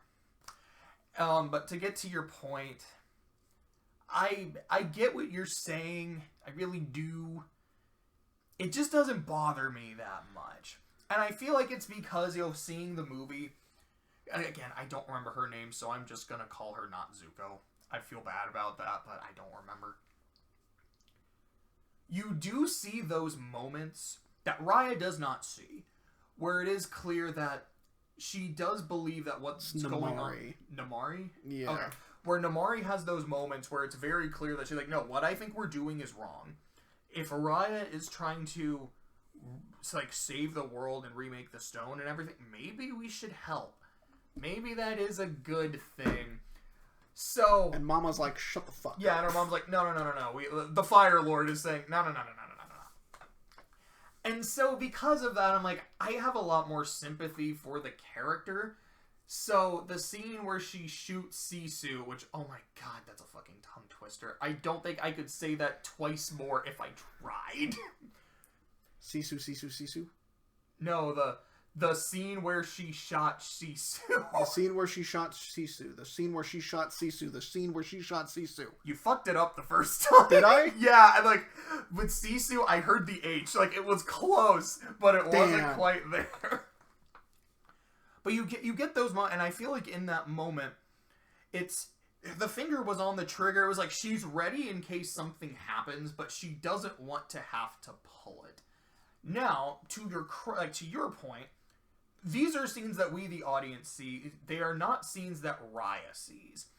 So while we, as the audience, kind of ultimately know that Sisu is right, that this is someone who you should trust because she does want to help, she understands that what she did, I don't remember the numbers, I want to say 10 years ago, was a massive fuck-up. Raya does not know that. And from her perspective, you fucked me over 10 years ago when I trusted you, and yeah, everyone I know and love is dead, so I will never trust you again. And then when she does say, okay, you know what, Sisu, I will let you have your way, fine. What happens? Things go from way bad to way worse. So she really has no reason to trust this person. And if it's something about it's like, well, the only way the ritual can work is if only one person does it. So, like, you have to trust them, and Raya's doing it because of that. Like, well, A, that's fucking stupid. And two, if that is a thing, then that's not even real trust. So, I don't even know if I would even count that. It's... I like what... I see what they're going for. I don't think it quite works. It doesn't bother me nearly as much as you. I really like the world. I really like the choreography. I really like our main character.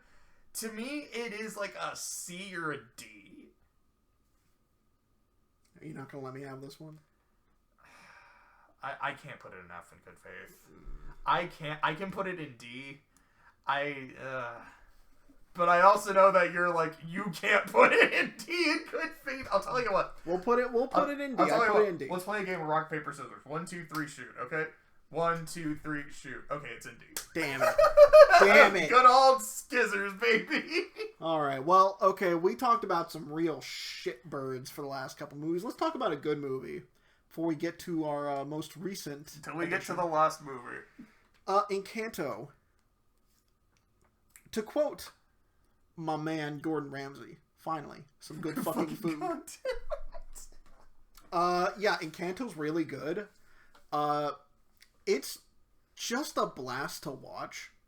It is so well animated, so beautifully done. I really like these characters. I like the people. I did think the kids are a little annoying. Like, they almost count as the Gurgi of the movie, almost. Like the weird kid with the caffeine obsession. I don't even know if I remember that. Which kid was that? I think it was like the black kid. Was he the one that was speaking to animals?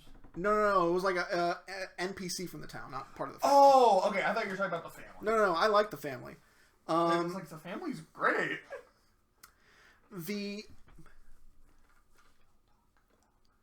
Yeah, the songs are so good. They're so catchy and memorable. It's another twist villain. But even then... No, there's no villain in the movie. Like, I don't see the grandma as a villain.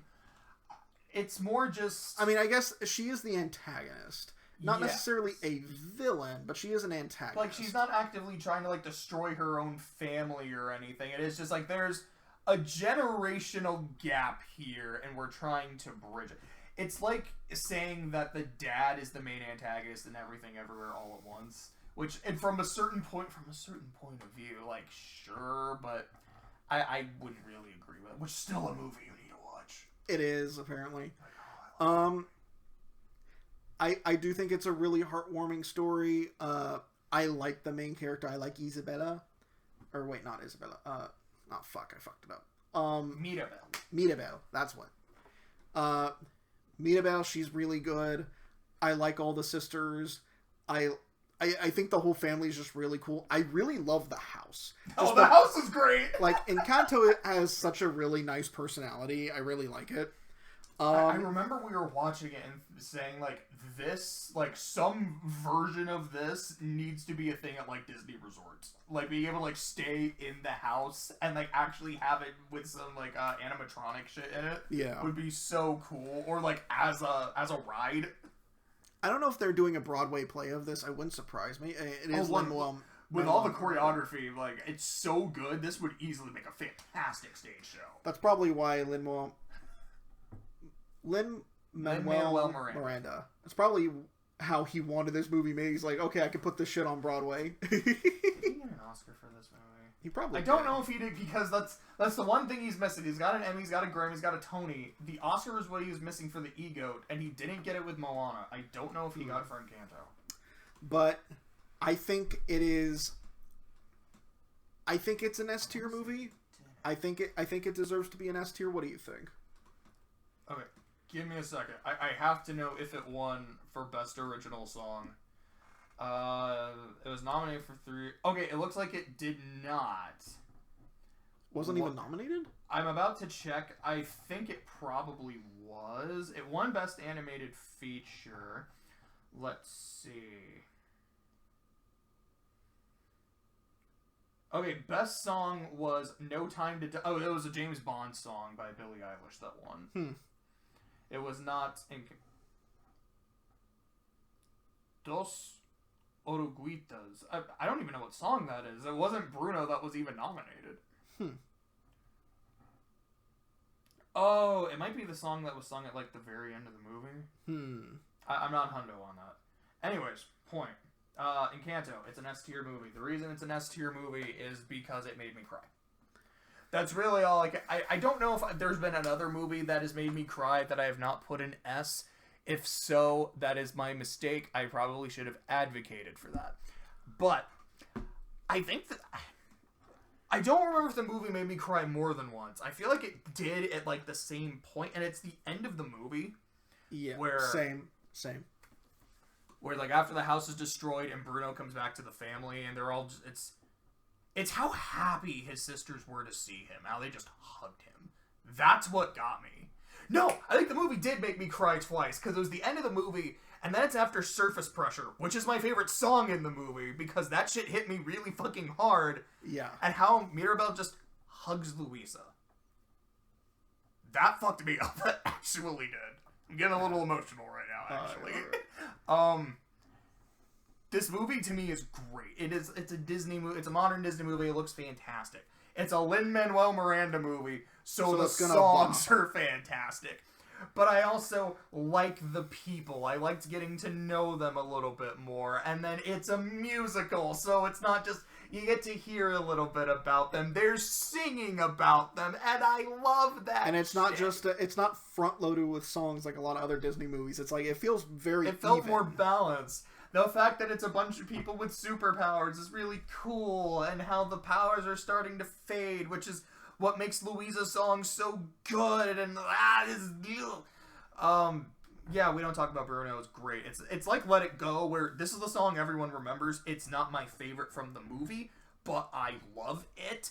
I really like Bruno as this poor bastard. He's like, yeah, I've still been living in the house. I hear everything you guys say or don't say about me, but it is what it is. I just try to survive and not cause my family trouble anymore, because I know that's really all I'm good for. Like, that's so fucking sad, you poor man. Yeah. I just really enjoyed it and had a good time with it. And I remember thinking, I'm really glad this was the last movie, because it ended on such a high note. Especially after the last couple. After the last, like, few. It's like, Raya is like, that's for me, that's a pretty disappointing end. And Encanto is such a satisfying end, but we can't say that anymore, because there's one... Wait! Yep. There's more! Hang on to your seatbelts, people, because this one's a screamer. Okay, so we watched Strange World last night. Now we are officially completely caught up. Yep. Operation 61. I believe it was Operation 50... I know we called it 59 for a long time, because that was after Raya came out. I think Encanto was number 60. Encanto was when it became Operation 60. Alright. I'm gonna rev up one more time, baby, because we're ending on not on a high note, but on a wet fart. Because Strange World is fucking garbage. So I have to say this, and this is I feel like this is important for me to say. I deliberately decided not to go in my car and record a video talking about my thoughts for this movie. And didn't want to spoil the audience. There's two reasons why. Reason number one, like, alright, we're going to be doing this relatively soon, hopefully later today, so there's kind of no point in me doing it. The second reason is because I have nothing to say. This movie did nothing for me. It's not even like, man, it was so bad, I hated it. It was like I was telling Clay, dude, I was just on Fate Go, like, leveling up servants. That's what I did through a lot of this movie. And then when I was done doing that, I was just on Twitter. Because this movie did not grab me. I was trying to pay attention. Every now and then there was something I was like, oh, look at this cool thing with, like, all this acid and shit. Oh, this is like a stomach. Oh, that might be kind of where the movie's going. Okay. And there's some... I know this is something you had said, because something I said throughout... Maybe I do have shit to say about the movie. I guess I'm on a roll right now. I had said throughout several DreamWorks movies that for some reason people in DreamWorks movies don't look right to me. Every now and then there's some movies that really do, and like they just look off. And you had told me, I don't agree with that, but I see it in this movie. And you specifically pointed at our boy Searcher, which every time I heard that, yes! Okay, so Clay just rolled his eyes, and that is my mental reaction every time I heard the name Searcher, because like I get it, he's an explorer. You would name your son something like that. It's a stupid name. I don't like it. Genuine apologies to anyone named Searcher. Like, I'm not trying to be mean to you. It ain't no battler, that's for sure. I love the way the witch says his name in She's such a bitch. I love Beatrice just fucking shoveling the scenery down her throat, man. She just eating all that. It's so good. But here's the thing. Back to the bad movie. Searcher, also known as Jake Gyllenhaal. There's something about his... He is aggressively Gyllenhaal. There's something about his face, and I think it's his bulbous schnoz.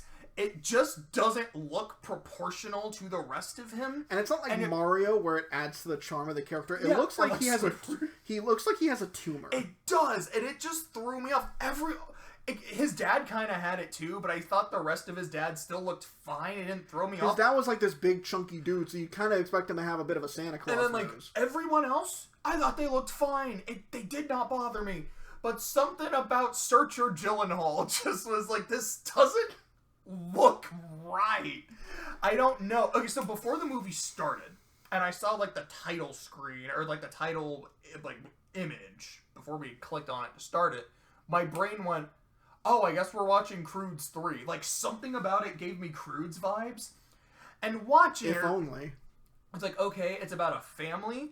They're exploring a hostile environment, which is honestly not even super hostile. I mean, most of the things, like, aren't actively fucking with them. It's just the Reapers. And, like, it's a family going through that. Here's a bunch of creatures that they come across as they deal with a lot of their kind of like working out their family issues. Like, this is a Croods movie, but it's just a bad Croods movie. And I think the first one is pretty mid, but I still have a bit of a soft spot for it. And the second one is really funny. The second one is hysterical. This one was just... I remember saying this when the movie was done. I was like, I cannot remember a single line of dialogue from this movie, and I just finished it.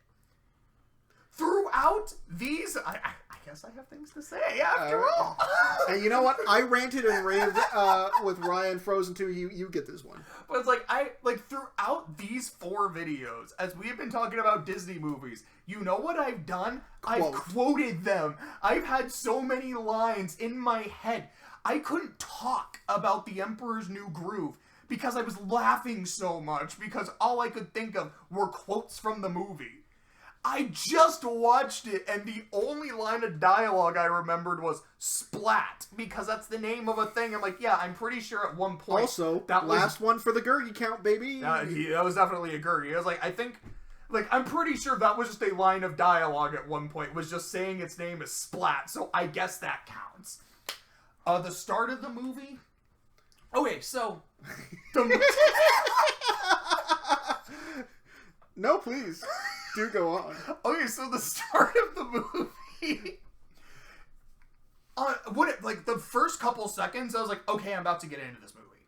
when it's having like, his name is Searcher Cade or whatever. Jaeger Clay. Jaeger, that was it. I was like, Searcher was it was also really distracting watching this movie because it's okay, they're the Clade family. My name is Clay.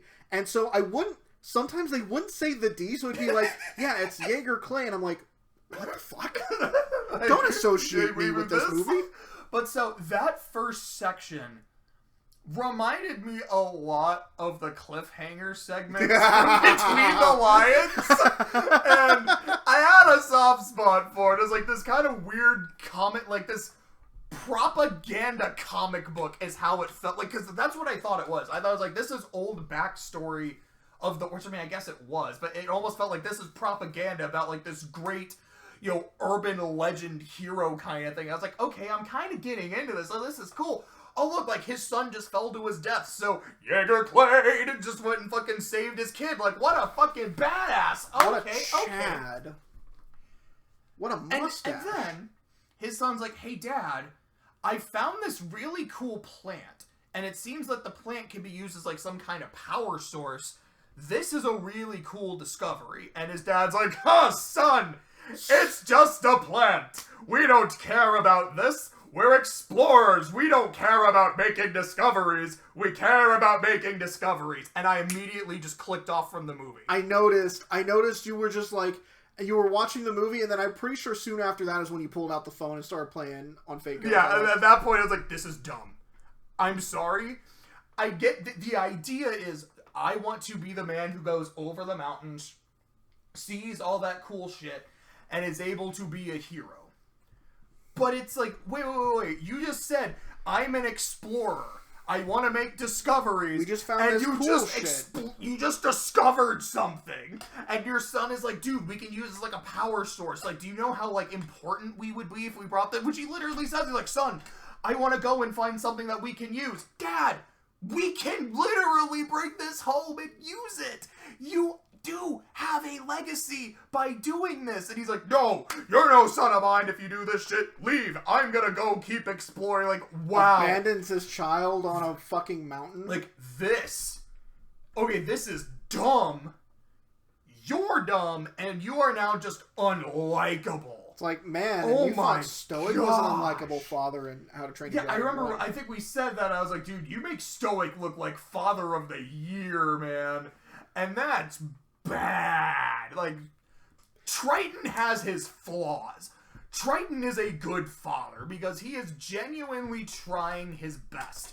And when he makes that mistake, he immediately knows what he did.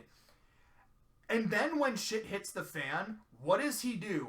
He signs that contract and saves his daughter. Immediately. No hesitation. Like, this is what I gotta do. Okay. I will do it for my kid. Oh, I'm about to say something. Even fucking Buck Cluck's not that bad. You want to know why? After the shit that happened to Chicken Little at the beginning of the movie, Buck Cluck didn't just drop his ass off at an orphanage somewhere. He's still trying to take care of his son. Now, okay, by no means is he a good father. No. He didn't fucking abandon his child in their time of need. When they needed their father, he didn't just physically leave them on a fucking frozen mountain. Now, to be fair to Jaeger Clay, which, like, I don't want to say that to start any sentence, he did at least, like, okay, the rest of the team apparently wants to go with you, so they will go with you, so you will have people. But it does kind of lead to me thinking, it's like, so if everyone else wanted to go up the mountain, would he still have left his son? Or would his son at that point have been like, well, I have no choice, so I guess I'll just follow you? Yeah. Which, either way, is not a good outcome. Not a great start. Which then kind of leads to the thing with Searcher Gyllenhaal and his son Ethan, where he's also being kind of like a bit of, he's not even a super overbearing father, it's just more of that, this is what we do, we're farmers, I'm assuming my son is gonna take off after me, and Ethan's like, I don't want to do that, I actually kind of like the explorer thing. He's like, no, and yeah, no explorer. Searcher is essentially just kind of jealous. And like, well, I didn't want to do that, and my dad was an explorer, and he's a piece of shit, so I guess if you're an explorer, you're also a piece of shit, so I can't have you do that. I'm like, okay, you're not nearly as bad as your own father, no question, but... You're not... This is great. not, like, great. Like, you're kind of also a dick. At least the wife is cool. I thought she was great. She doesn't do a whole lot. But when she does, like, when she actually gets to be a pilot and shit, that was cool. Hey, remember when they had a pilot and then he gets ripped out of the cockpit and never seen again, and no one bats an eye that a member of the crew died? Jeez, even Colonel Rourke took a moment for, like, a funeral. Yeah, like, I remember we, like, brought that up. Gosh, I remember as soon as we saw the heart, I literally, I don't know if I said it out loud, but at least very loudly in my brain, I just said, the centroid of the mechanism! Because this movie is just Bad Treasure Planet, which would kind of be Atlantis, but I would not say Atlantis is Bad Treasure Planet. It's more kind of mid Treasure Planet, so this is Bad Atlantis, because it is trying to be that big adventure movie. Hey, here's some cool shit with the same twist villain, although her heel turn lasts for the length of that the length of that pause I just had. It just doesn't work on almost any level. I think the look of the movie is, aside from Searcher Gyllenhaal, I think it looks fine. I don't think the creatures they're not nearly as cool as Crude's creatures. Because that's one of the things I love about the Crew. Just the Monster Hunter crazy Monster Hunter shit. And then this was... I remember thinking, I'm getting the same vibes I got when I watched Soul. At least in terms of the creature designs. Because I adored Soul. You want to talk about a movie that had me weeping because it hit me emotionally hard. But just how weird the stuff looked in the afterlife. And I was like, I kind of dig it, but I also kind of don't, but I kind of do. The creature designs in this are very similar, but Soul was more interesting in every other aspect, so it was like, it kind of gets a pass. This one is, I remember there was a point you're like, that's just a flying pancake. I'm like, no, I think it's like an anemone manta ray, which is cool, but not nearly as cool as how I just described it. Do I have anything else to say at this point? I don't think so. I think it's a D tier. I would not put it an F. I don't think it's... This feels weird to say. It doesn't deserve to be an F. Like, it's not bad enough to be an F movie. It's just not good. I do remember this. When the movie was done, I said, he was like, you know what just popped into my head? Cool, now I get to file this under movies that I have no intention of ever watching again. Because that is how it felt. Just, and not even, again, not like in an F sense of like, this was so unpleasant, I never want to see this piece of shit again. It was just like, yeah, I have no desire to ever watch this. Okay, so. I am done. Now it's my turn. You did bring up a lot of the points I was going to make, so you've saved me some of my breath, and I appreciate that. However, I'm not done grilling this. Oh yeah, because I remember you were talking about how much you don't like the theme of this movie, so it's Raya all over again. Oh, we'll get to that. We'll get to that. We're not starting there. First off, number one, this movie was so absurdly predictable that about 30 minutes in, barely after we went to the strange world, I think I paused the movie and I turned over to Josh and I said, I'm about to tell you exactly what's going to happen in the rest of this movie. And I was fucking correct on every single point. He was. I could back that up. I remember there was a point where I was like, well, that's not exactly what they're doing, so I can't give you full credit. And then like 2 minutes later, they're like, no, this is exactly what I was like. I take that back. Full credit. 100%. Good job. And you didn't even feel proud of your accomplishment. You were just like, no, this is not because this took me 3 minutes of thinking. It was not like, I'm so in tune with this story that it's not like when I watched Madoka for the first time. I'm like, this is so batshit insane, and I'm weirdly on the same wavelength that I can see where it's going, and it gets me excited. You're like, no, this is so brain dead simple. This is the only thing it could do. And I don't like it because I thought of it in 2 seconds. And I was fucking on the money. I was a little proud of that, but I was also a little ashamed of myself. But, regardless, it's okay. Even if I can predict a movie's plot within the first act, doesn't necessarily mean it's a bad movie.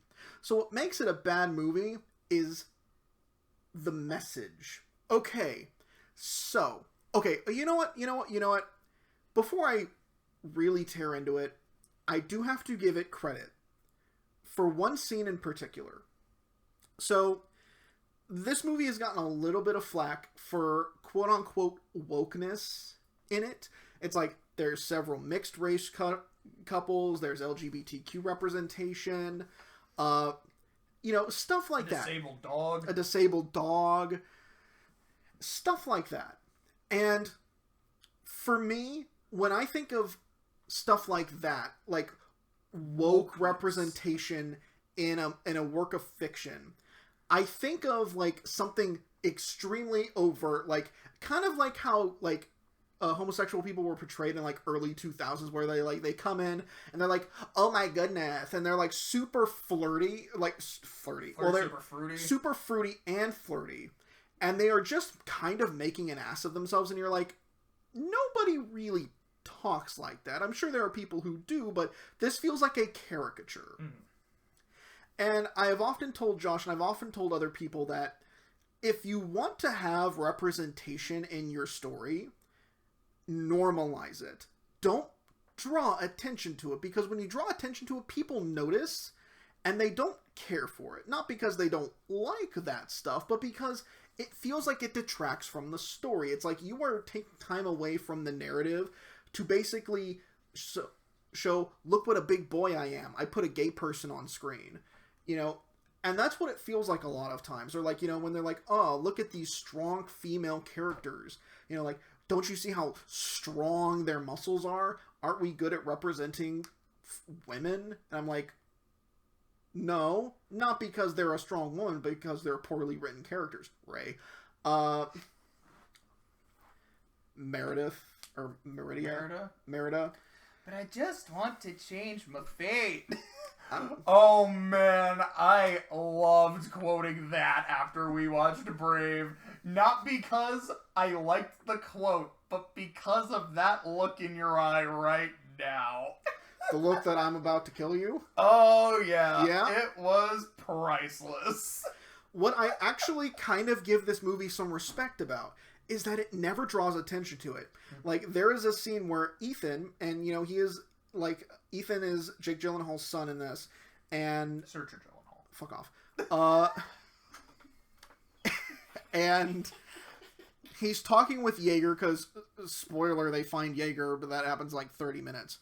And it's like, he's talking with his grandfather, and his grandfather's like, oh, well, tell me more about you, like, what are you into? Like, is there someone back home? And he's like, yeah, there's this guy, and it's like, you'd kind of expect in another movie for the grandpa to be like, a man? How unorthodox. I immediately thought of Tropic Thunder. Lance, what the fuck did I just hear? You'd expect him to make like a big deal about it and them to like draw attention to it, but he's just like, cool, okay, so like tell me more about him. And it's like, that is worthy of respect, I think, because it normalizes it. It doesn't draw attention to it. It lets it be a natural part of the narrative. So, bravo to that movie. I think I even said it gets a golf clap. It gets a golf clap. So now I'm done talking about the things I liked about the movie. So... that was a short list. Yeah, it was. Okay, so... yeah, I guessed where this movie was going, like, really, really early on. And I was right on the money. And the thing is,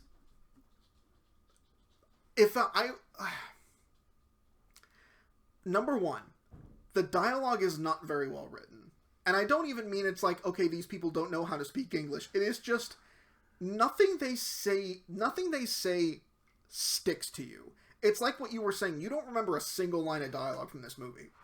And that's because nobody really says anything of much value here.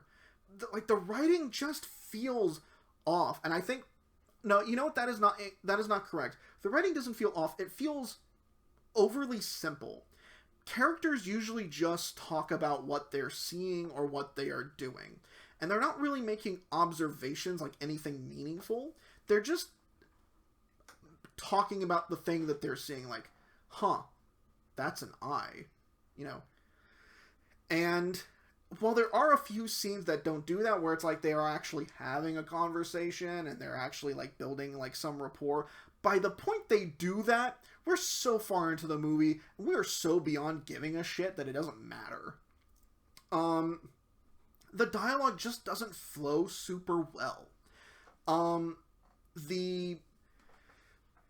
The main conflict of the movie is, okay, so the plant that we found, we turned, you know, our country into this utopia using Pando, which is like the electric plant thing. And, you know, like, they're Pando farmers. And it's their power source. But the Pando is dying. It's rotting away. And so we have to go and figure out what's causing it to rot away. So they do that. And eventually they find the reason why. And it's, oh, all of these creatures are attacking the roots of the Pando plant. And, okay, we need to destroy them. But then they very quickly find out that, oh, that we need to, that Pando is like a parasite that's wrapping itself around the heart of the creature that they're living on. Because they're living on a giant, like, turtle, essentially.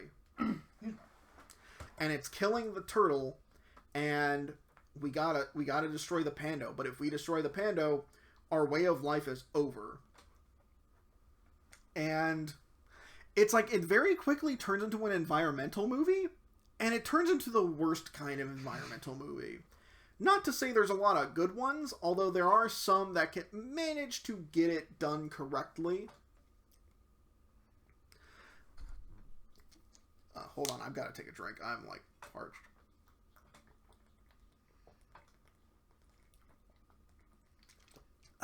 Okay. So, it's like, oh, it turns out that Pando was actually bad the whole time. So we have to destroy Pando in order to keep this ecosystem alive. And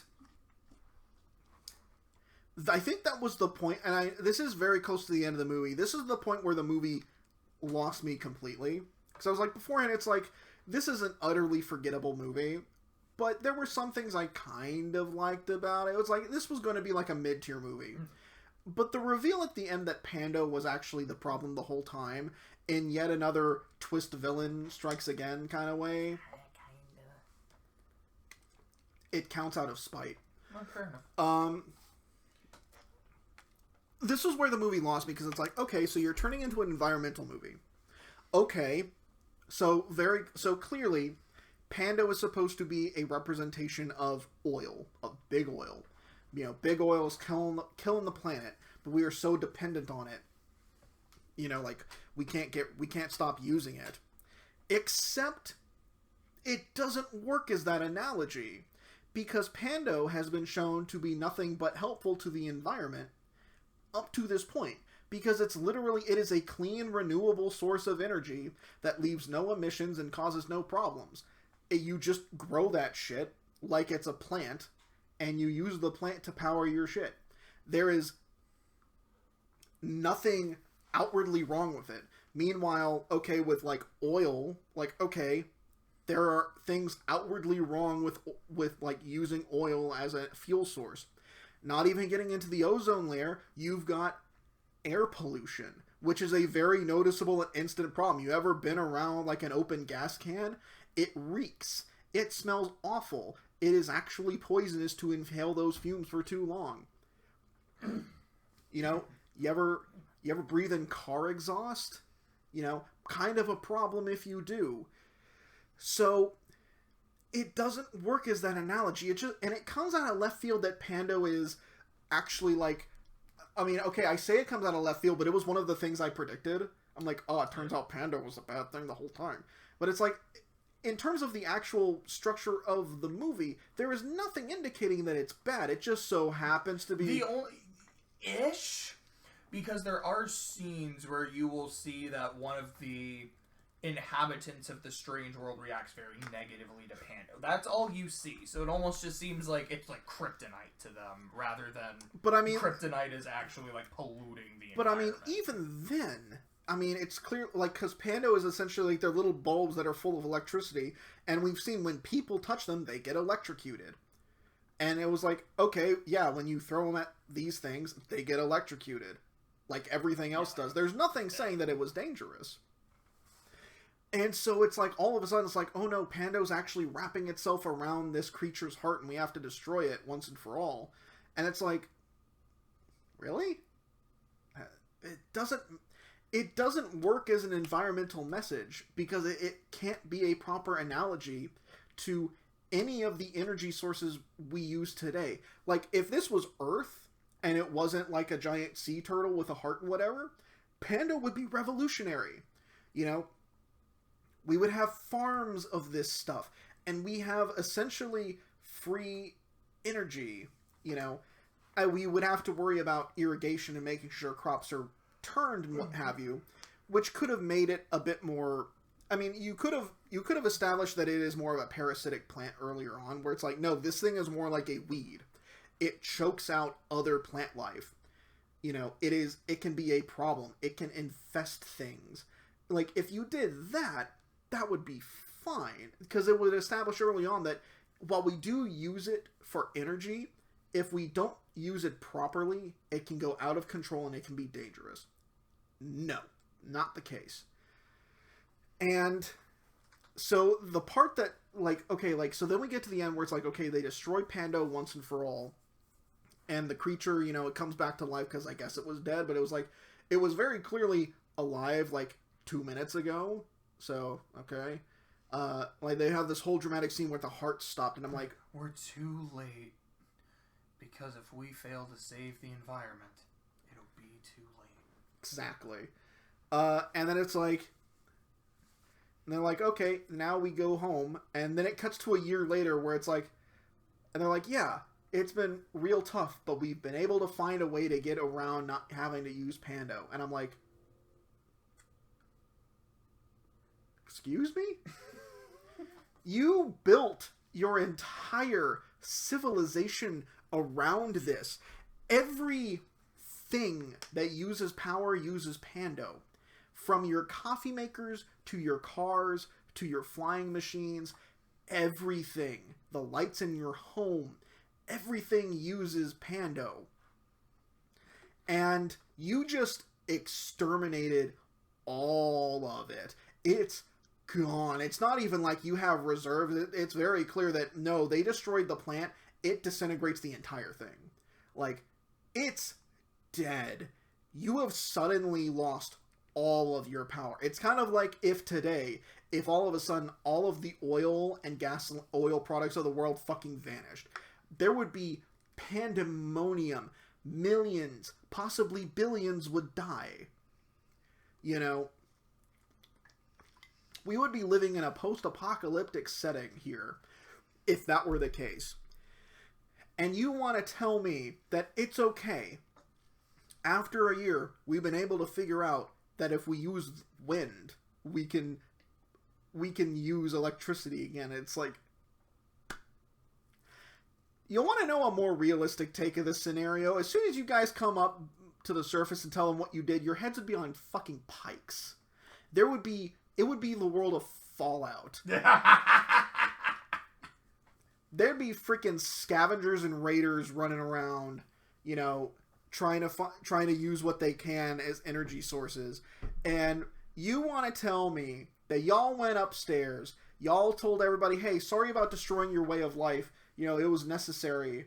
We'll figure something out. It's cool. And it's like, no. You're all gonna die. You'd all die. They'd kill you. There'd be riots in the streets. They'd burn you at the stake. So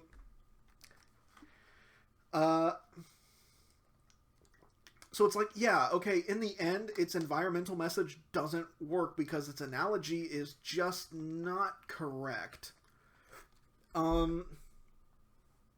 And yeah, Jaeger-Clade's a piece of shit.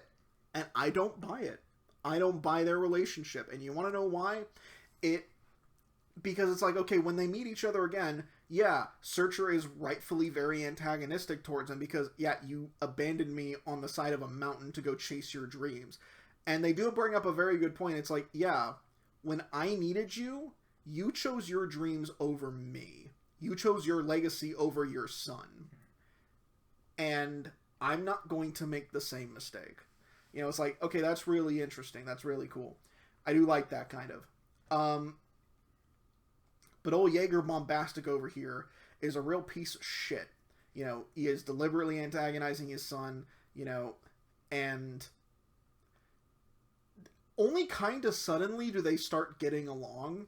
And it's like, I don't buy it. I don't buy it for a damn second. For me, it's an F-tier movie. I think it's garbage. It might have a couple of redeeming qualities. It gets a couple golf claps. But it just isn't good. So I will say two more things. Number one, because I put a pin in the wall, let me take it out. Another thing I had said last night is it's a recommendation of something that I actually made a video on, I believe, at the end of last year. If you, hypothetical audience, are interested in the idea of a work of fiction that handles the same themes of Strange World, both a reliable source of energy that the world has been built on, but there do end up being some complications with it. Excuse me. And the ramifications that follow, as well as handling the concept of a father and son relationship and a son's devotion to following in his father's legacy, or like what it means to inherit your father's legacy, watch Giant Robo. Giant Robo handles both of those themes fantastically. And while the first couple episodes, I think it's like 6 hour-long episode, like 6 40-minute episodes. Maybe it's only 4 episodes. It's something like that. You can get through it in a couple afternoons. I remember watching it and at first going, this is really pretty, and this is just kind of like a giant Saturday morning cartoon, and I like it a lot. And then by the end going, I just witnessed a fucking Shakespearean tragedy. Wow. Like, what a turn. And I'm so glad I experienced this, and I feel like I have to shout that out. The other thing I would say is, I would not put it an F. To me, it is more of a D tier movie. But you gave me Raya in D because I don't think that deserves an F. You can have Strange World in F, buddy. Oh, F tier was getting lonely. It had Anything since Sword in the Stone. And with that, our long journey has come to an end. With more S tiers than anything else. More S tiers than anything else. Also quite a few Cs. Not a lot of... I mean, okay, there's 5 F tier movies, because we're counting bottom of the fucking barrel. Yes, which also means there's a couple extras in S, too. But... About as many F tiers as there are D tiers, a good handful of Cs, quite a lot of A's and B's as well. But definitely a lot of S's, because it is Disney. There is a lot of quality. Although, their quality, as of late, leaves a bit to be desired. I mean, there was Encanto, which is kind of the exception to the rule for the last few years, because surrounding Encanto is Frozen 2, Raya, Strange World. It's like, oof. Oof. And I'll admit, I'm a lot kinder to Ralph 2 than other people are, and I get why. So, yeah, the recent output hasn't been great, and then you look at DreamWorks, they're like, alright, Puss in Boots 2, Boss Baby 2, which was fantastic. Croods 2. Bad Guys, which I do think is more like B-tier kind of movie, but I still enjoyed it. I enjoyed it enough. Trolls 2, which was really Trolls fun. 2, Trolls movies were really good. Trolls 2 did Frozen 2 way better. It's kind of hilarious, actually. So we'll see with Ruby Gillman. Disney's doing a live-action Little Mermaid. DreamWorks said, bet. We're gonna make Ariel the main antagonist. I'm all for it, honestly. It's like I'm excited. It's not that I necessarily want to see Disney fail because it's Disney. It's sad when you see something like this kind of go downhill. But it feels like we are definitely entering another slump period. Because that's the thing. Disney has noticeable slump periods before they get that one movie that just reignites everything. Well, that's the weird thing, because it's like, okay, like, the wartime movies are a slump, but that's like, you get it because of genuine shit out of their control. Then there was the Bronze Age, which is considered their slump, and even then, it's got, like, The Rescuers in it, which is, I think, one of their best movies. It's on, I don't think we put it in S, but it's this very, very strong A. And then I love The Black Cauldron. I get why people don't.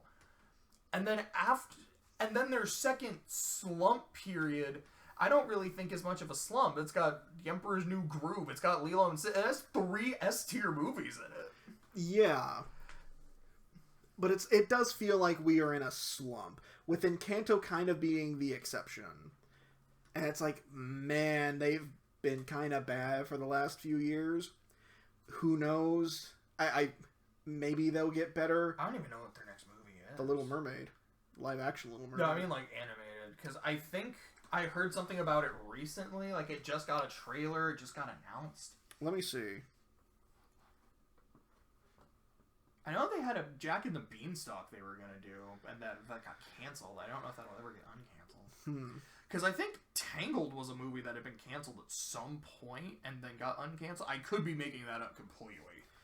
Okay, it's Wish. Okay. Wish is coming out in November this year. Do we know what it's about? It focuses on a 17-year-old girl named Asha who makes a passionate plea to the stars in a moment of need when she senses a darkness in the kingdom of roses that no one else does. Oh, hey, Alan Tudyk is in it. Of course he is. Of course he is. It has Ariana DeBose, Chris Pine, and Alan Tudyk. Written by Jennifer Lee and Allison Moore. I think Jennifer Lee is... She's the writer and co-director of Frozen. And Frozen 2. So, take that as you will. Oh, no. It is inspired by Disney's 100th anniversary, which ties together the theme of all Disney films of wishes becoming reality. That's not the theme of all Disney movies. I don't know what you're talking about, Wikipedia.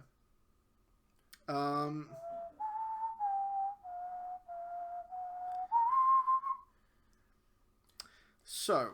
Hold up. Okay, so Aladdin is all about wishes. Zootopia, definitely characters making their wishes and dreams come true.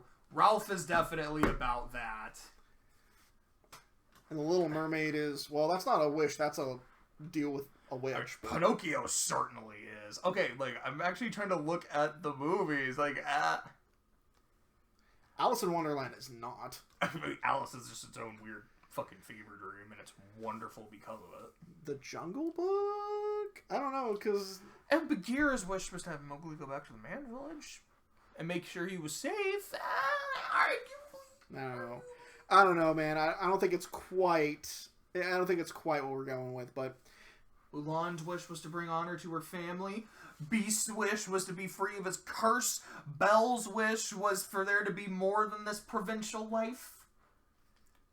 Maybe we're just talking about the main Disney, like the big wish just movies. wanted to be king. He just couldn't wait to be king. But yeah, so overall Disney, it's Disney. It's quality. Until you get to the last few years.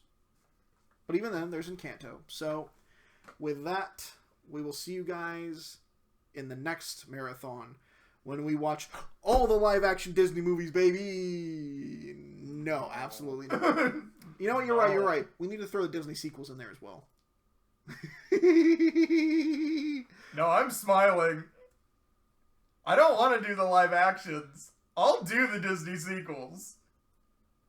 Be careful what you wish for, because this is Disney. It might come true. Oh, fuck. No, please. Star. Father, I need to feed. I want to be a real boy, Papa.